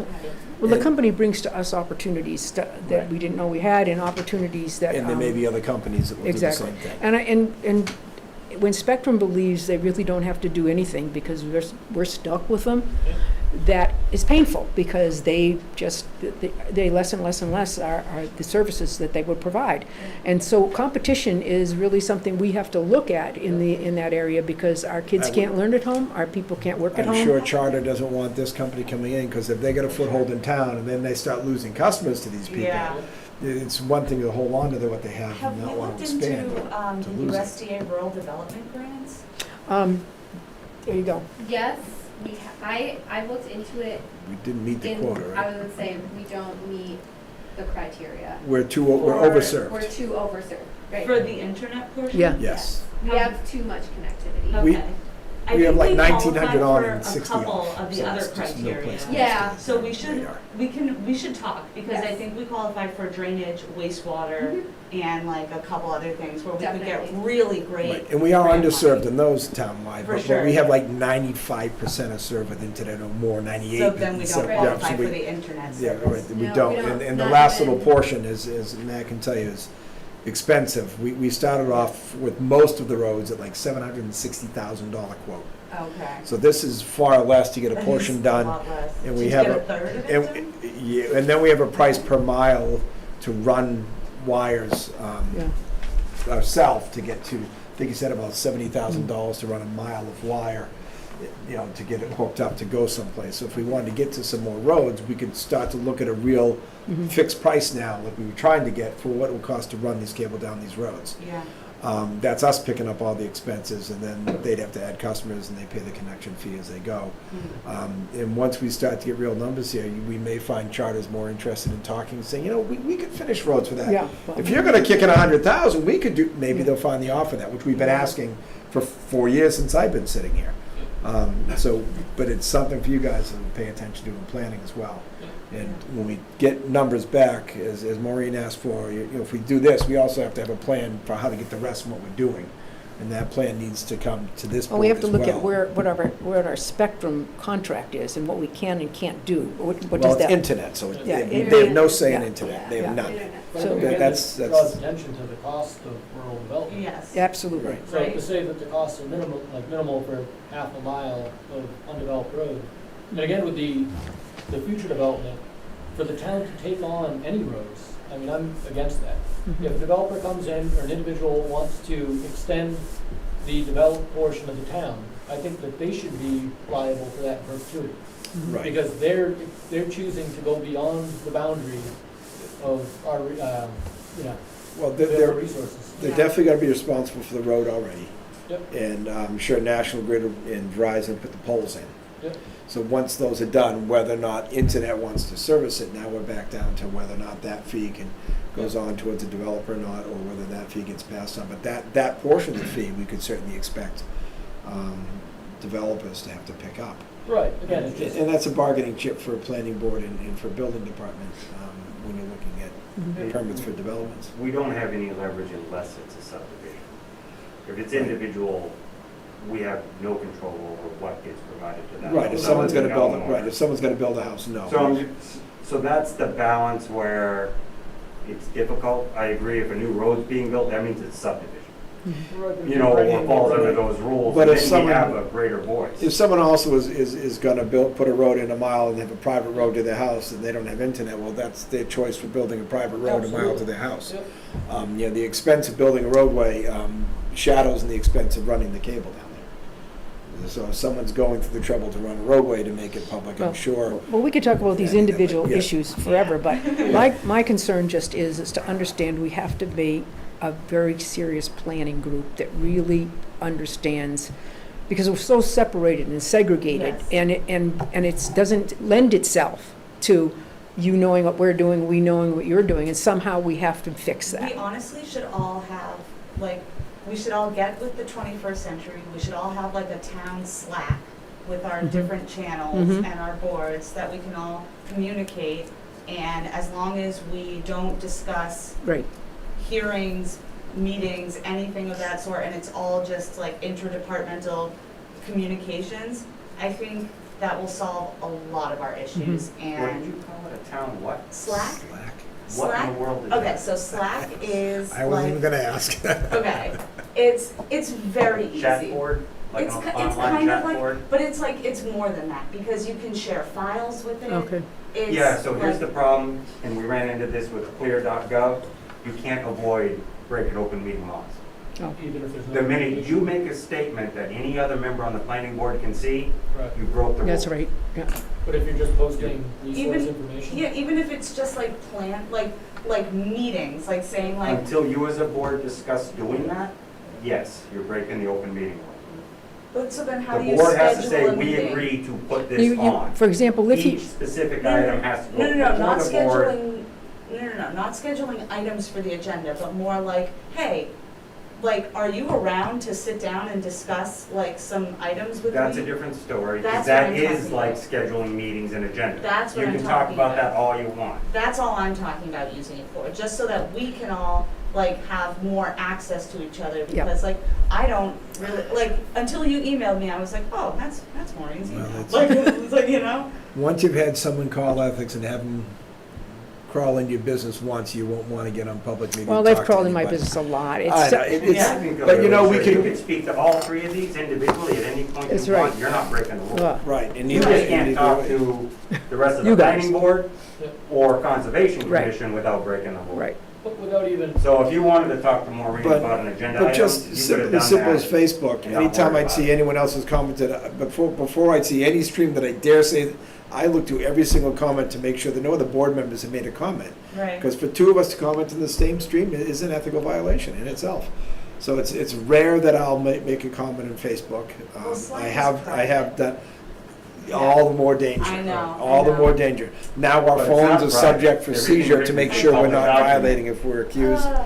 I know, Which Well, this is- could- it's could like be being- for them Swan if people technology. keep asking it's like us on abstaining that. from fire department Because they gotta issues. keep I don't trying to have get it to to, the I public. do. I know. I am special municipal, they've declared I'm not gonna be, doing anything biased, but I still just avoid it.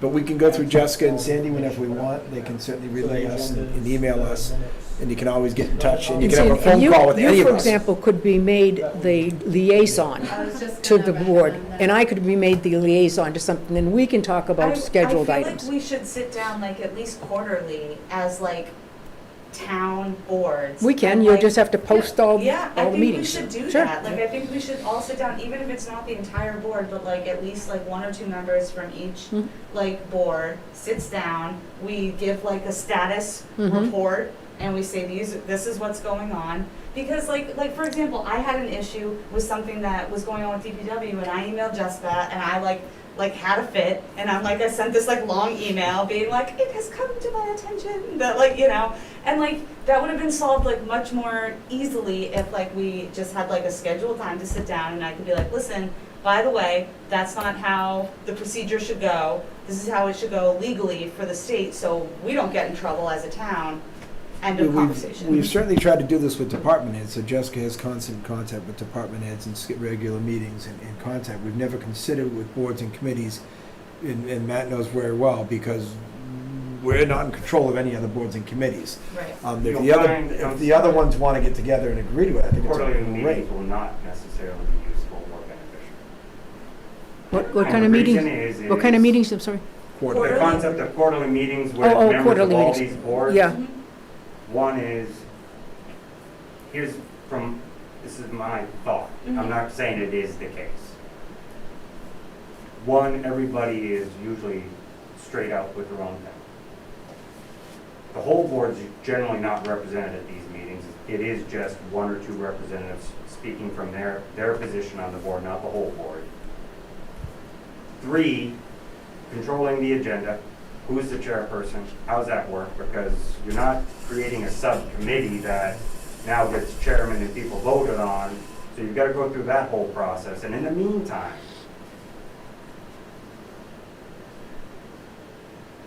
speaking at a table face to face about what's going on is one thing, but if you're doing it and you're bringing up things about how that didn't work as it works with my board and we didn't do it right, is not always best done in an open meeting format. You're not always successful if you're dealing with people. Well, this And would I'm not very have to good be, at upsetting people, I know this in meetings. it wouldn't have to be open meeting, that's So, one thing to no, say. actually, You'd it have- would have to be an open meeting. If it's you're one member, bringing more than no, one it would have, member of any of no, these it would, boards to that I was gonna group. say, as long as it's only one member from And each the group. original discussion was Okay. we could have a couple. Okay, well, okay. And I'm so just then explaining, we you could get run an into a lot of open meeting. barriers you don't realize when you say, hey, this sounds great, if everybody actually wants to participate. Right, but I think the underlying issue is that we need to figure out a way to have more cross collaboration. Yeah. So when something That's- is brought between one Participation board is that not an might not option. have the thorough knowledge of it, it could be, another board member could be brought in that has a little more experience. And, So and for, like the DPW with the drain, the culverts, for the proper installation engineering of the culverts to make sure that we don't have additional sedimentation into Prince River, the select board might not be the most well-versed in freshwater fisheries, and understanding that they're gonna be dumping this waste directly into a freshwater fishery. And that's where they could send to the planning board, conservation, do you guys have any foreknowledge of this? This is what's going on. at But our my next point project." there is, even with how you stated it, slight mistake. It's not the select board. They're 1/3 of the board that makes those decisions. It's the DPW commission. okay. Or whoever- I'm No, I'm just saying, and what I'm trying to get But- at and- is, what we're doing tonight But- is generally how you work through But that. Matt, what I'm One trying to board say- to another, not bringing all the boards in. You said, what if people don't want to participate? And what I'm saying is, if you're sitting on a town board, participation is not really an option at this point. You have an obligation to the town to make sure that things like are running I'm smoothly. gonna, hold on, please, I'm gonna cut us, I'm gonna cut us off here. Agreed. We're stretching the limits of our Yes. agenda item. Thank you. We were here to discuss interaction through town boards and Yes. notifications, so this is fitting, but we're getting a little far off the topic. We're starting the meeting early. Well, I'm just saying, we're just getting a little far off the original topic, but we have stayed within the box of talking about how our boards interact. And I think the safest way for now is to certainly go through Jessica. Okay. And anytime you want. I mean, she can email any of us or text us anytime she Well, wants and get, any one of you can email Or or call talk any to one of any us. one of Absolutely. us, Okay. okay? And you shouldn't hesitate and to. just remember, any answer you get from any one of us is not the board. Yeah. They can give you their opinion, but just know Well, that it may up not even be front. an opinion. You could, call and say, hey, Greg, would you bring up at blank or get this on the agenda? Right. So that he can talk with Jessica, whatever, because reaching out and getting people to talk with one another. And I am not a person who goes, oh my God, she so criticized me. Well, no, because that's how I'll I've learn and never that's been how I'll grow. criticized. Well, you're never criticized, Greg, but In the last sometimes I 5 am. minutes, oh wait, maybe I have been. But anyway, Yeah. Thank you for coming. Appreciate it. I apologize again, guys, obviously not. Yeah. Thank you. I know it wasn't direct on the agenda, but this is more agenda topic for future. I was just wondering if the planning board and the select board do want to start looking at setting up a date where maybe the two boards can talk about roles and responsibilities about developing a master plan. And we can start Yes. that actually, so we're making sure both sides understand Well, what we're asking the other to do and who's And you can- spearheading it. you can do that with Jessica, because that has been her assignment, which we originally hired her for, Yep. was the master Yeah, And plan. we she was started, working on the it, but I open space just, and again, recreation Right. plan is a part of the master plan, so Right. we started. Right, and you can have a chat with her about where you want to go, then we can bring that to the meeting, and talk about it. And so we can agree sort of on the order we want to go after it and what piece we want to go after first. And get it, we need to get an outline going. As an aside, the master plan is by mass general law, the planning board, like, they thing. oversee that. So I have representatives from both sides that it is approved by the planning board, so it is kind of your document essentially. And that's Which I'd one thing expect. I thought was still kind of up in the gray area, and we could just kind of define that. No, I learned that black and white, it is the planning board's document. Right, but as we've But- learned from stuff in the future, that if that board's plan doesn't line up with our views of what we're trying to do financially with the town, they're gonna conflict, and they won't jive, because Right. where we wanna spend money is Well, where we no. wanna. The You know. plan is going to drive the budget. The budget doesn't drive the plan. Right, but if the budgeters don't agree with the plan, it's hard to drive, Well- that's what I'm saying, so Well- you wanna keep the communications Yeah, open I where, agree, but, I where it mean- goes, it's theirs to do, but it's important to have input from the select board when we talk about type of development, type Well, of business, Well- revenues that we're looking for. In Those my- views have to be the same for these boards. We In my have to come together. experience, the master plan steering committee is appointed by the select board or town council. And then it includes a representative of the select board, planning board, community members, conservation commission. I mean, this is like a 15-person board Okay. that comes together monthly and meets and whatnot. But then at the end of the day, it's mass statute that the planning board has to accept it at a public meeting.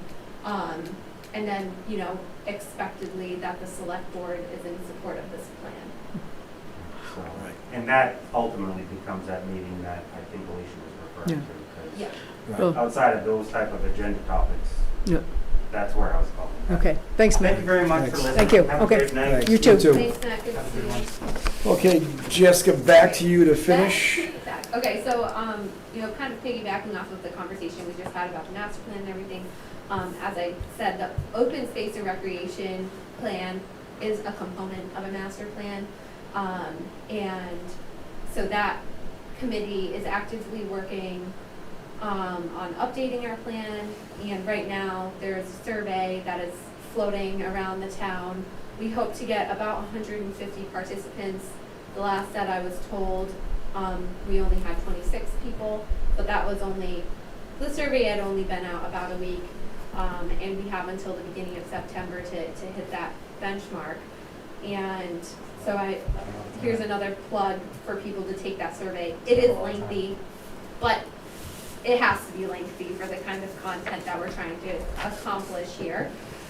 So again, if you guys could all help by distributing the survey to other residents.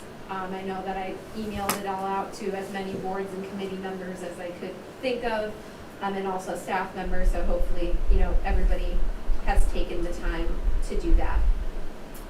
I also wanted to touch base on the individual that we had here talking about fiber. The same day that I talked to him about fiber connectivity, I also was speaking to Spectrum about fiber connectivity. And Greg, you mentioned something interesting that I didn't know, that this town is already fiber connected, the municipal buildings are fiber connected. So I'm gonna have to go back and have another conversation with Spectrum, because I was under the understanding that we weren't not fiber connected. So I did get a proposal from Spectrum to have the town fiber connected, and it would eliminate our monthly internet bill, but it would also provide us with important security firewall, which the reason why this conversation came up is because we have a firewall that is expiring at the end of the year. And so we kind of have to make a plan on how we're going to address that. So as the gentleman who is here spoke about, his company could be able to build that firewall.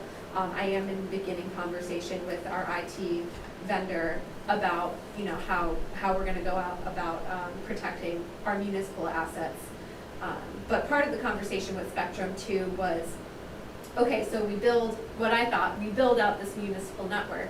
How do we make sure that we can eventually, create a plan to get all of our residents access to fiber? Because as we know, they may not want to admit it, but cable is not going to be a thing here in like 5 to 10 years. So they did say that they are working on expanding their fiber networks in communities, and they are actively expanding their fiber networks in other towns in Massachusetts. I'm drawing a blank on, there's a couple of towns that they gave me, but That, they are a part of the conversation. They may be hard to work with sometimes, but I've been able to at least have some somewhat consistent contact with them. And they've been very responsive when I've asked questions. But now I have to kind of go back to the drawing board with the information that you said that there is a hybrid network now. You'll find it's in this building, it's in the fire station, it's in the police station. Yeah. And it's run, I don't know how it's on the polls or who's paying the fees, Yeah. but it is up and it goes to the schools and it's. Yes. it's I know, I did talk with Dr. Muir because I was in a meeting with her in CMRPC and we were talking about regionalizing services, and IT and security came up, and broadband internet came up. Obviously a big push for having more internet access is because we have a lot of kids in the school system and a lot of teachers who need that kind of connectivity. And she did say that they are running on an active fiber secure network. So I'm just gonna have to backpedal and do a little bit more research on that. So I don't know if it's a server the school has, like Peterson set their own server up, if that's how they're generating it. Well, But my understanding was there was no trunk line coming into Barre for fiber. Yeah. And I that's would why just, they I would picked just it say up. also, talk with Andrew Walsh. He's the IT director in Yeah. Quabbin, and he is very, very responsive and helpful, and I will drop him a quick little email and say he might hear from you to talk about the fiber and that sort of thing, so he can give you some free advice. Yeah, that would be very helpful. So that conversation with Spectrum and our IT vendor came up because it is something that we're gonna have to act on. And it's also something that could potentially, we could potentially use ARPA funds for. But now that I need to go back and do more research before I can present any numbers, now that I know that we have a potential fiber network that exists. And that's the thing to consider is the 100,000 we do have from the town with some ARPA funds. In like some place like this, it's willing to foot half the cost. Maybe we go back to charter now and say, oh, yeah, now look at, you got a competitor. When they pick up these, we're gonna go buy your customers and you're gonna start getting dropped. Yeah. So you're gonna get less instead of more. Maybe you guys wanna consider footing the bill here and not give us these stupid numbers of 760,000 I to know. do 5 roads. I know. You know.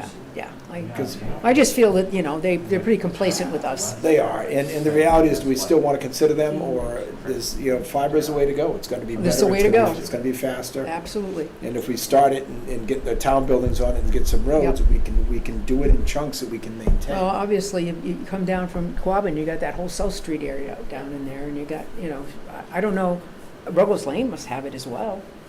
It should be to the school, yes, Yeah. but Yeah, that means it that goes was down the really road. good. Yeah, It means it already goes down that road. yeah. Right. And that's what you think.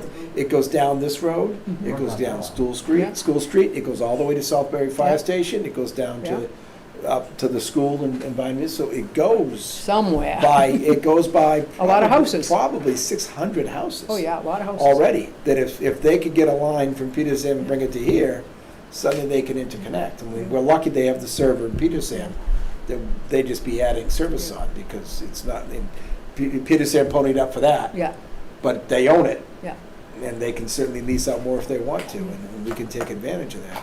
sounds good. And what an opportunity for people to have good internet. But the fact that Absolutely. But the fact that we think about, it's not just the wire that's here, it goes between here and all these other town buildings. That means it already goes down these roads. Yeah. And I assume it's something they can tag into. Well, it must go as- down to the police station. Yes, it goes to the one. And of It took a course- long time for that whole thing to get worked out down there, if I remember. It was, that was Just an saying. interesting kettle of fish down Yeah. there. But it's done. Okay, so, the next thing I wanted to mention, and this, I'll preface, it's not me, but there is a staff member, who is expecting a baby, and when we were reviewing the maternity leave policy, we only offer the bare minimum, which is FMLA, unpaid 12 weeks of time off for this. Now, they can't kind take, of they can't take accrued sick time? And they can take their accrued sick Okay, time so as well. that, They can take sick and vacation. yeah, well, it's not a vacation.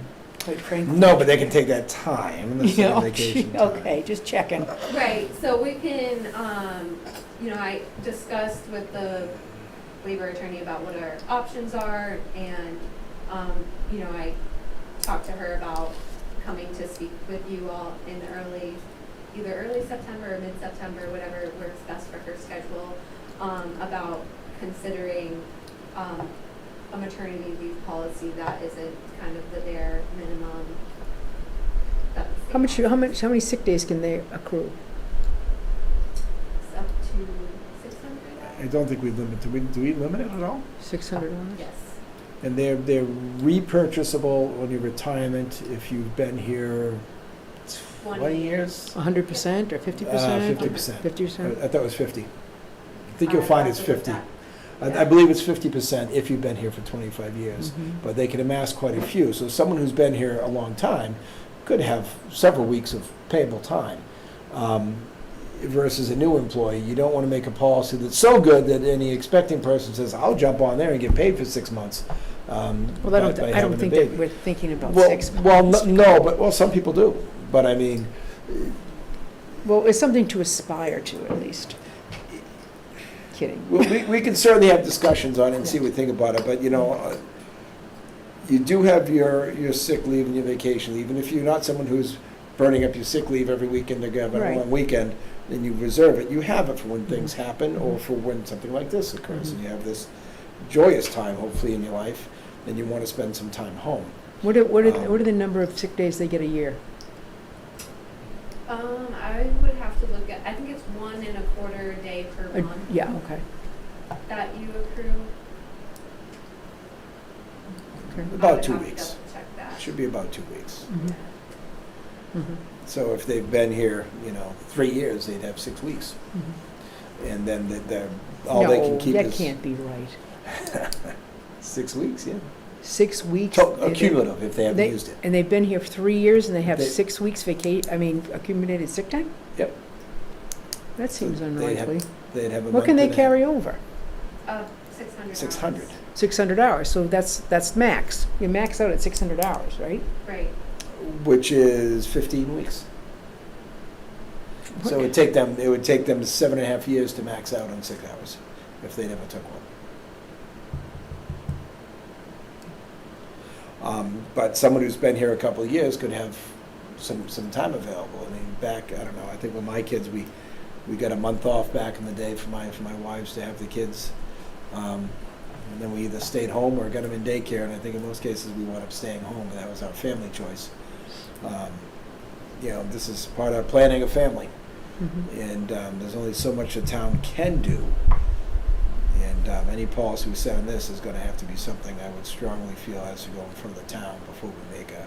Yeah, well, I mean, Change it's in just that type of something policy. that, I don't know how long this person has been employed by us, so I don't know what access they And have there to could sick be time. a trip to that depending on the length of employment, so many years they're going to earn more time from maternity. Not all families are planned, but when people plan their family, you'd hope they plan it around the work and their employment and their time and things. But sometimes that's not the case. You're not planned, and you deal the cards, play the cards you're dealt, and make the best of it. And in that case, yeah, there's going to be times we probably want to do more for people, but we have to figure out a reasonable. Well, and what we have may, after we looked at it and see how we can organize, maybe it is reasonable, but we just like to look at it. And I believe we already do have the town policy established so people can donate their sick leave. Also, we have a sick leave Or it bank. was a vacation. I think it was vacation, we didn't do sick. I don't recall coming across that, but It was permissed by the police, but they had to make the donation declaration at a certain point, and then they donated, it's gone, and they had to donate the hours to somebody else. okay. I thought it might only be in the police unions. I thought it was a town policy. I would have to. And there was a look at time that. frame, a window. Is when it a people sick could leave donate. bank or? I don't know if we did a sick bank. We have to Well, we can investigate. look at it. I believe it was at least an hourly vacation bank. I don't know if we did it with a sick bank, because Okay. obviously then, if someone says, hey, I got 600 hours, I can't use any more this year, I'll give you 100. Yeah, Yeah. and build someone up, and that just costs us. So Oh, yeah. I think it was a vacation bank that we allowed and not a sick bank. And people were pushing for a sick bank, but we didn't because of that. Because those hours are limited and they roll over and they're often not used and they're often not collected. But if somebody wanted to donate their vacation hours, they were perfectly willing, allowed to do so. But there might have been a sick bank established. It was a request during one of the police department members had an issue with their, Just before I came in. had their child was going into Boston Medical or something on a Mhm. regular Yeah. basis, and they were trying to kick in hours and share hours for that. But we'd have to double check. You could call Andrew and ask if he recalls if we did set what we set. Well, it must be written down somewhere. Right, but he'd know where to find it quickly. Oh, okay. So if he's still willing to give us assistance, It's a- we lean on him when we can, Yes. because he's pretty good at Yeah. his recall on those Right. things. Like I said, I don't remember coming across it in our personnel policy, but it might be somewhere else. So put some thought into what you think might be reasonable, maybe review some other, I don't know what the school has anything like that, what they're doing, but obviously it's one of these things that doesn't, Well, the thing of it is, you can take 12 weeks, and but FMLA just says they can't fire you, Exactly. really much. So 12 paid weeks would be, you'd have to get a doctor's note to indicate you were disabled and unable to work, to take and sick that time. still is only paid if you have the sick hours to cover it. Exactly, so that's, that could be the issue. If people are looking for 12 weeks that don't have, like you say, you can take your vacation time. But anyway, we'll talk with the attorney, see if they And have the some vacation, ideas. the max they can hold is 4 weeks Yeah. in a year. They can have 4 carryover plus there too, and Mhm. so they can have 6 available. Right. But certainly not 12. And then if we're gonna do this is gonna have to be for men and women, so the men have the right to Mhm. stay home with their child as well. Yep. Which, Well, then we really to can't me, call I- it disability. It has to be a paid Yeah. paternity and maternity leave. right. So that's very different. Because we can't, back in the day, I would have said, I would never thought of it, I just kept working. Nowadays, it's pretty well accepted that the men have the right to take that Well, I know they have family paternity leave. and maternity leave at the high, at the school system. Right. The men can take the family leave though as well. Mhm. Um,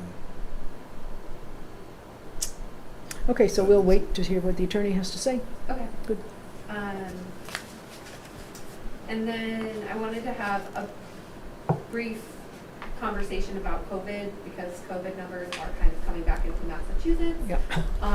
And there's been a lot of conversation about, wearing masks again, about, kind of those regressive policies going back to the way things were several months ago.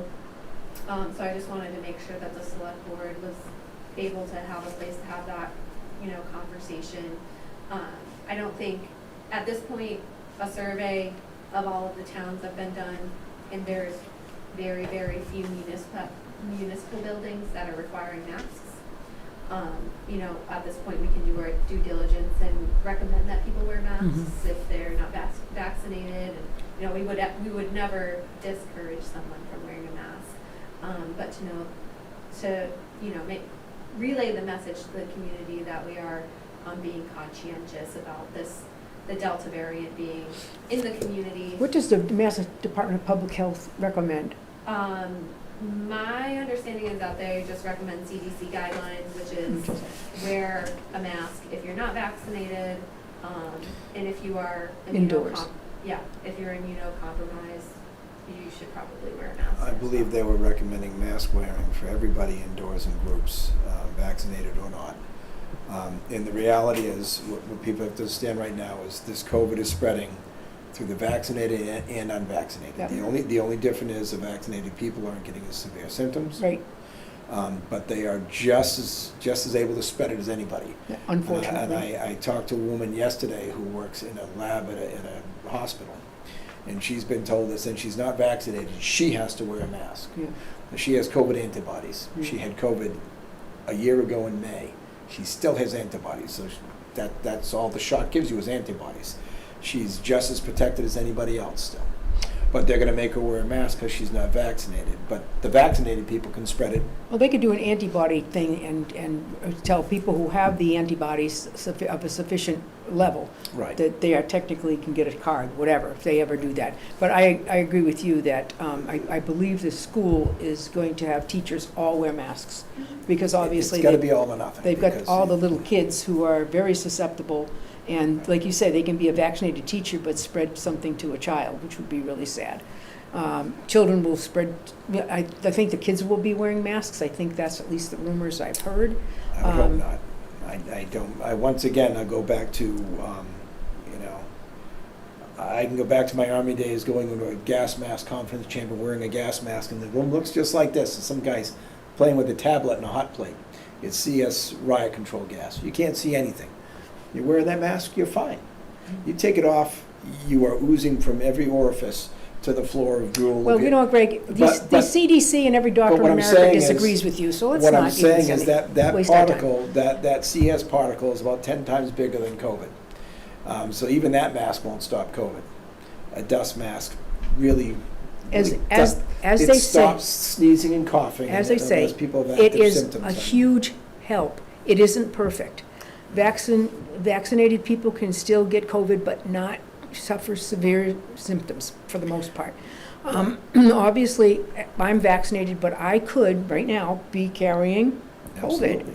And one thing that I don't want to do is to unknowingly, for example, go into a classroom full of kids or a meeting and make Jessica sick or you sick or somebody else who might not be vaccinated.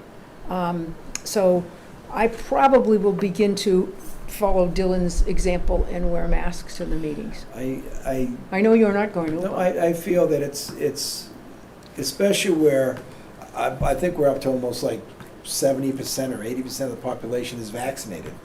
That remaining 20% of us choose to take our own chance.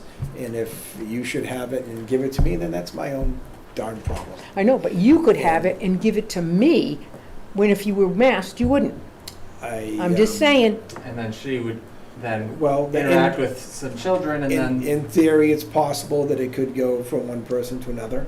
What do you mean in theory? You know, That's where it goes, Greg. once again, you know, close proximity is closer than we know. We don't have to sit this close. We can spread out more if we want. But, you know, active coughing and sneezing, this really projects the vapor in the mist and spreads it to tables and things. You know, people do have spit and saliva when they talk to a point. But, you know, sneezing and coughing is really putting it out there and atomizing it and spreading it. And the mask absolutely stop that. Yeah. And I would never discourage anyone from wearing a mask if it makes them feel more comfortable. Well, I'm just But saying that I- as leaders within the community, whether we like it or not, our teachers are going to be wearing masks, my guess. The kids are going to be wearing masks. The CDC says we should be wearing masks when we're inside, especially as the weather changes and we don't have, you know, a lot of ventilation and we're pretty close quarters. And like you say, I don't want to go back to Zoom world, but I want to at least make people feel that I'm making every effort to ensure that I don't spread it to them. I feel that if I got it because I'm vaccinated, I'm probably not going to die, which is a kind of good thing from my perspective. But I just feel that knowing that our children are probably going to be asked to wear masks, our teachers, our administrators, our police when they approach our cars, I just feel that as leaders of the community, we have an obligation to keep each other safe and to keep anybody who comes to our meetings safe, especially as we get into the fall months where they say things are going to rocket away. I hope not. My sources of information I look for is I listen to different doctors that are virologists that work specifically with viruses and these communicable things. And every time I watch one of these specific types of doctors talk about it, they say, first of all, masks do not stop a virus. They are so small they don't stop. They stop coughing and sneezing. That's why even for years before this, hospitals, when you went in to see masks, please, if you're coughing or sneezing, please wear a mask while you're here. Mm-hmm. And they'd ask people to, because that's where the real biggest spread is. But these virologists have been saying the same thing, that the masks are not stopping it. They've described, I I don't want to try to describe how the COVID vaccine works, because I'm not going to accurately say what they. Okay, but I think we should how just it stop targets, talking but- about it, because I'm wasting your time, and I'm wasting the public's time, Yeah, it because we're gonna agree to disagree on this? Absolutely. Okay, so let's just move on. And, What's but next? I was I'm wearing a gonna say, mask. I will never Next discuss, I will never tell someone they shouldn't wear a mask. I'll never do that. If that's what makes them feel comfortable. Well, you're I'll always quoting say do it. doctors that must live in a new universe than anything I've heard. Well, so that's- virologists, not just doctors. My brother's wife's a doctor. And Doesn't she's very matter. much against. Doesn't matter to me. unmasking. She likes to mask Okay, up. moving on. I was gonna end it with the COVID, I would call it an update. Didn't put it officially on the agenda, because I hope that we don't have to get back to that, but I know. Do we have a current COVID count in town? Or have we not The traced it? last We I- must have one, it's just we don't Yeah. know what it is. The last I talked to the Board of Health Administrative Assistant, we heard from our regional nurse that there are about 4 active cases in Barre. So that was from about a week ago. If you looked at the map today, Yep. put out by, we're in one of the substantial increases. Yeah, Yeah, the places. Worcester County in Mostly, general from, yeah, from the bigger cities. So I mean, those darn Move Sox games bringing everybody in. Don't laugh. I went to one. I mean, it was great. I really enjoyed it. But you're outside, that's a good place to be. Well, yeah, but you're still close, and, Yeah. and you're still close to a lot of people, and that's. But yeah, it's. Well, we'll probably always make a- our own decisions until we get more information from the Department of Public Health or whatever, if they make different decisions. Part of Right, my I think- faith is I'm a non-crowd guy. I don't like crowded places. I don't like big groups, and I'm never in them, so I don't normally feel. Well, then you don't have to comfortable. wear a mask when you're not in them. But I'm just saying that as we have meetings with people that have to come to our boards for decision-making, Mhm. and we welcome them to come across the table from us, and we all breathe on each other, which is probably fine if everybody is vaccinated, but everybody isn't vaccinated. So, do I have an obligation to, either they have to come in with a mask, or if I wear a mask, I know I'm not giving them it. That's all I But can. we can also, if things get worse, I don't want to shut the building down like we did before. Oh, but I We agree. can certainly put a microphone further back and let Yeah. people stay away. We have our filtration systems, which are not running now, or are they probably? this one is running. But I we- shut that off. Yeah. But we do have the air purifiers, and we went with the ionization and the ultraviolet Yeah. to make sure we're killing viruses. And they put ionized particles out that kill viruses on surfaces, so we're doing a good job in this room of keeping. We're that trying, of yeah. Keeping that spread down. We can move that up to the table. So it's literally putting ions on the table as we have meetings to make sure we're doing what we can to resist any Well, spread. I mean, These things are cumulative, right? It's like airbags help, side impact door design helps, Right. seatbelts help, Yeah. but you got all those things, and you're much likely less to Right, take it and I hope, seriously if I you're think buying our high point in Barre was like 12 or something. I think it was higher than Might have that, been, probably but, closer to They were- so, but 4 is not bad right now. We'll keep an eye on it and see if we are having more risk in town. People need to know that.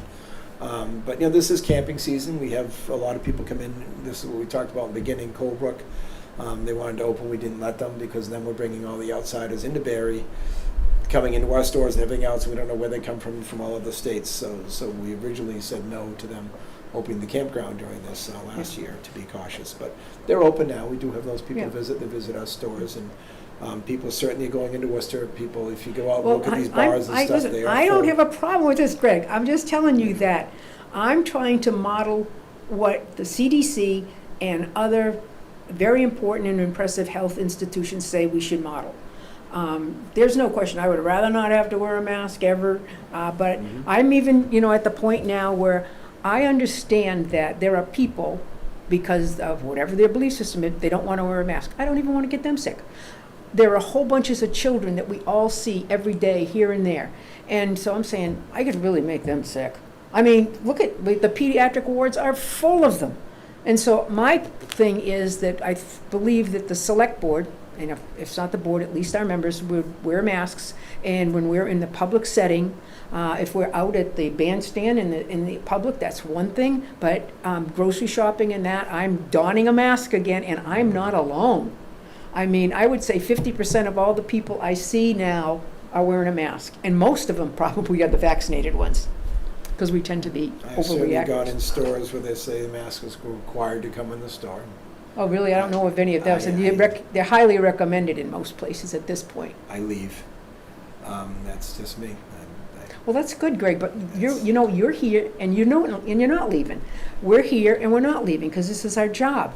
So I just think that we either make sure everybody stays back, and I'm gonna wear a mask. If you don't want to wear a mask, that's fine, but I think if we start to see more cases in town, then definitely we'll start to spread the meeting out and have people in one at a time in the agenda instead of having everyone in the audience.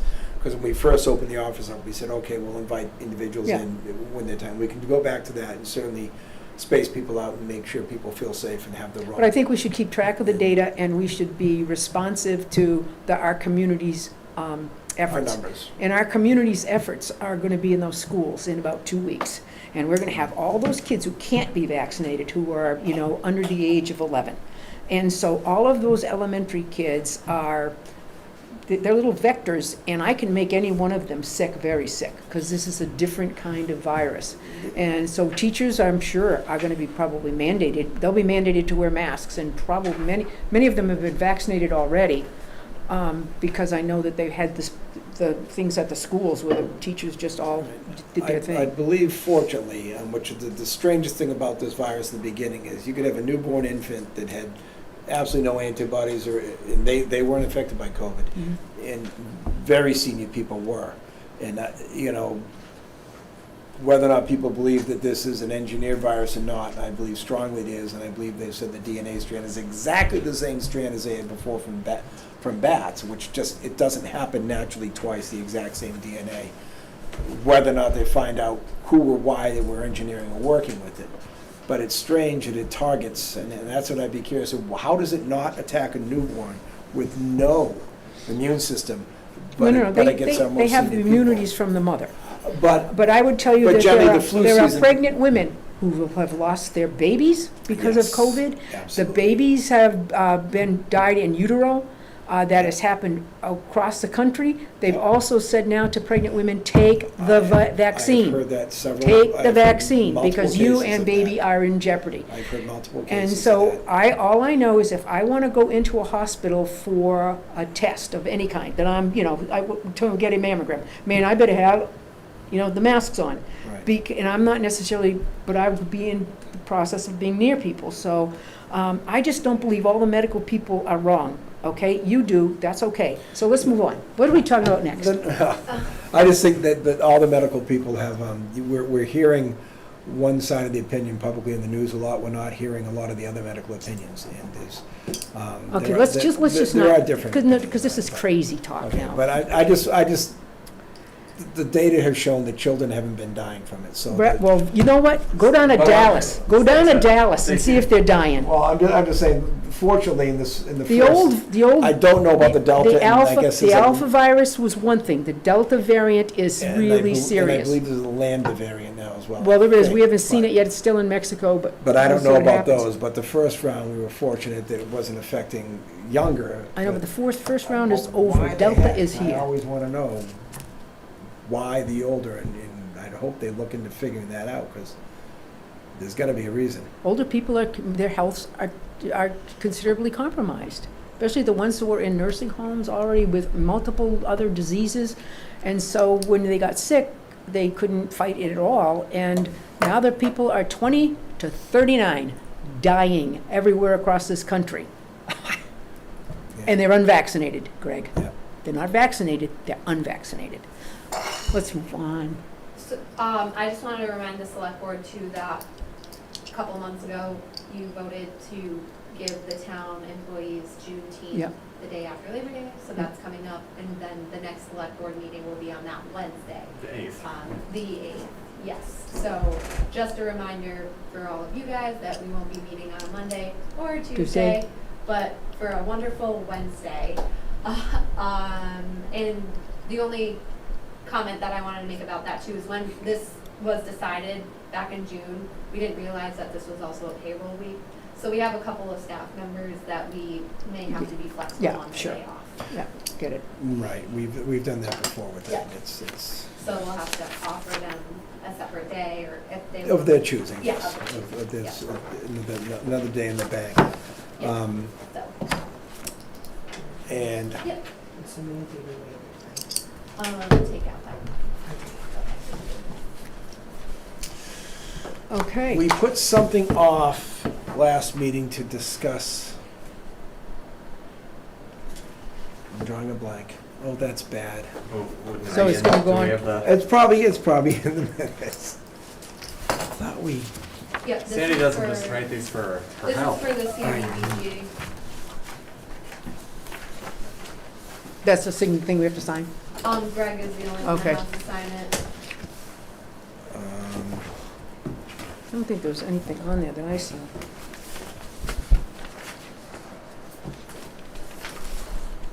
oh, well, Was it at that, I'll have to meeting that, bring it up another time. There was, the last meeting that only one agenda item on it that I was absent for? Is that the? Well, anyway, everybody have a good Labor Day. You guys didn't do your reports. Oh, well, yeah, we did. We did, talked we about masks. well, we didn't have any in general, No. and. Because all I want to do is make a was- couple was comments talk with relative those to guys, right. planning board thing, and just to let, the rest of the board, we've been working on the audit and the responses to the audit and working with the financial team. I've met with them on 2 different occasions, kind of every 2 weeks.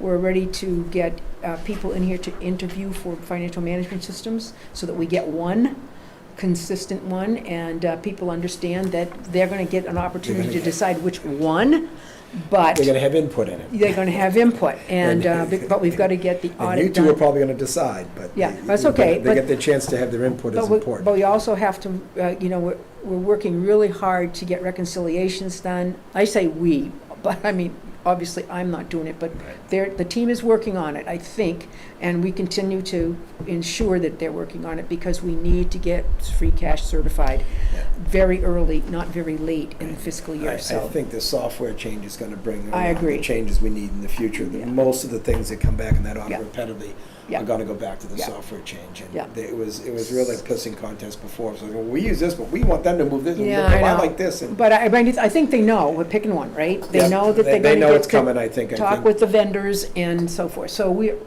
that's probably one of the few things that, that I've been working on that you knew about anyway, so.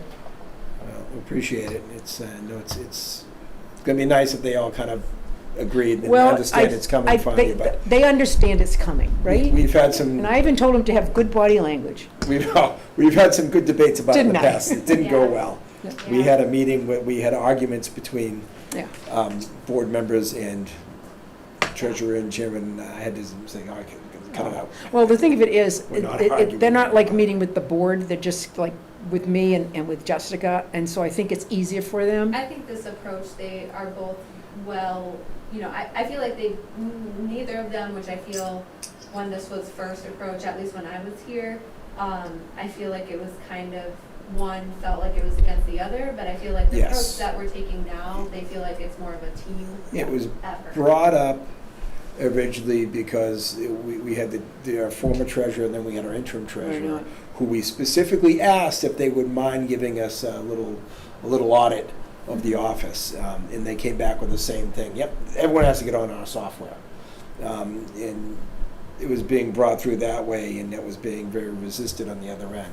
And that's when it was called out that, well, mine's different, but so's theirs. Yeah. They said, oh, wait, we have 3, no one told me that. So Yeah. that's we put the kibosh on it and said, all right, But let her enter the numbers. But they're being very responsive, Greg, they Right. really are. And, Yeah. and they know now, I think they know it's just not working, and they see we're responding to Well, our they audit, I know, think. they know we're not gonna be able to get, a bond rating Right. without fixing this. And if we're serious about what happens in the fire thing, if we get the feasibility study and then all of a sudden we've got a possibility of a building that we have to bond, we better be in a spot where our financials for the, I you know what I definitely mean? think they felt like they were being attacked before and ganged up on by our office and the Oh, treasurer. okay, well, I don't think So I think that's, the accountant now is, I think the accountant really felt like she was put into a corner. Like we said, oh, we're gonna do this to you and train, because we talked at our meetings about, well, we'll get her the training, we'll give her the time until she's comfortable, whatever she needs. Yeah. Then she talked to her outside meeting, she said, hey, I've got no problem, I know the software, Yeah. but I don't wanna do it, and here's why. I'm like, oh, well, that's not what we've heard. Yeah. So that's when we had the open discussion on it, and it didn't go Yeah. well overall. Well, unfortunately, or fortunately, we're responsible for Right, making it's- sure it's- this it's audit gotta- is responded to, and It's I gotta think be we've made changed. that clear that it would be great if we could just let everybody do what they wanted individually, but we have a fiduciary responsibility to the community. We've to had get the this same thing in straightened the out. audit for too many years, Yeah, and the change has to be So I made think now. It's- we gotta get it done. And I think they understand that. We tried to give them some other workarounds, and it Yeah. didn't work, and it's time to change it. Yeah. I look forward to seeing it done. So we're Okay, not too bad, we're only 9:00. better than midnight. Yes. Okay, We- we're good to go? You look tired, Jessica. I do? You do. No tighter than I any don't other think night. you look tired. We're gonna disagree. Okay. I'm a wise old man, I have no opinion. Well, I'll make a motion. Thank you. I'll make a motion to adjourn. I second that motion. We have a motion and a second to adjourn. Any further discussion? Hearing none, I'll call for vote. All those in favor? Aye. Aye. That's unanimous.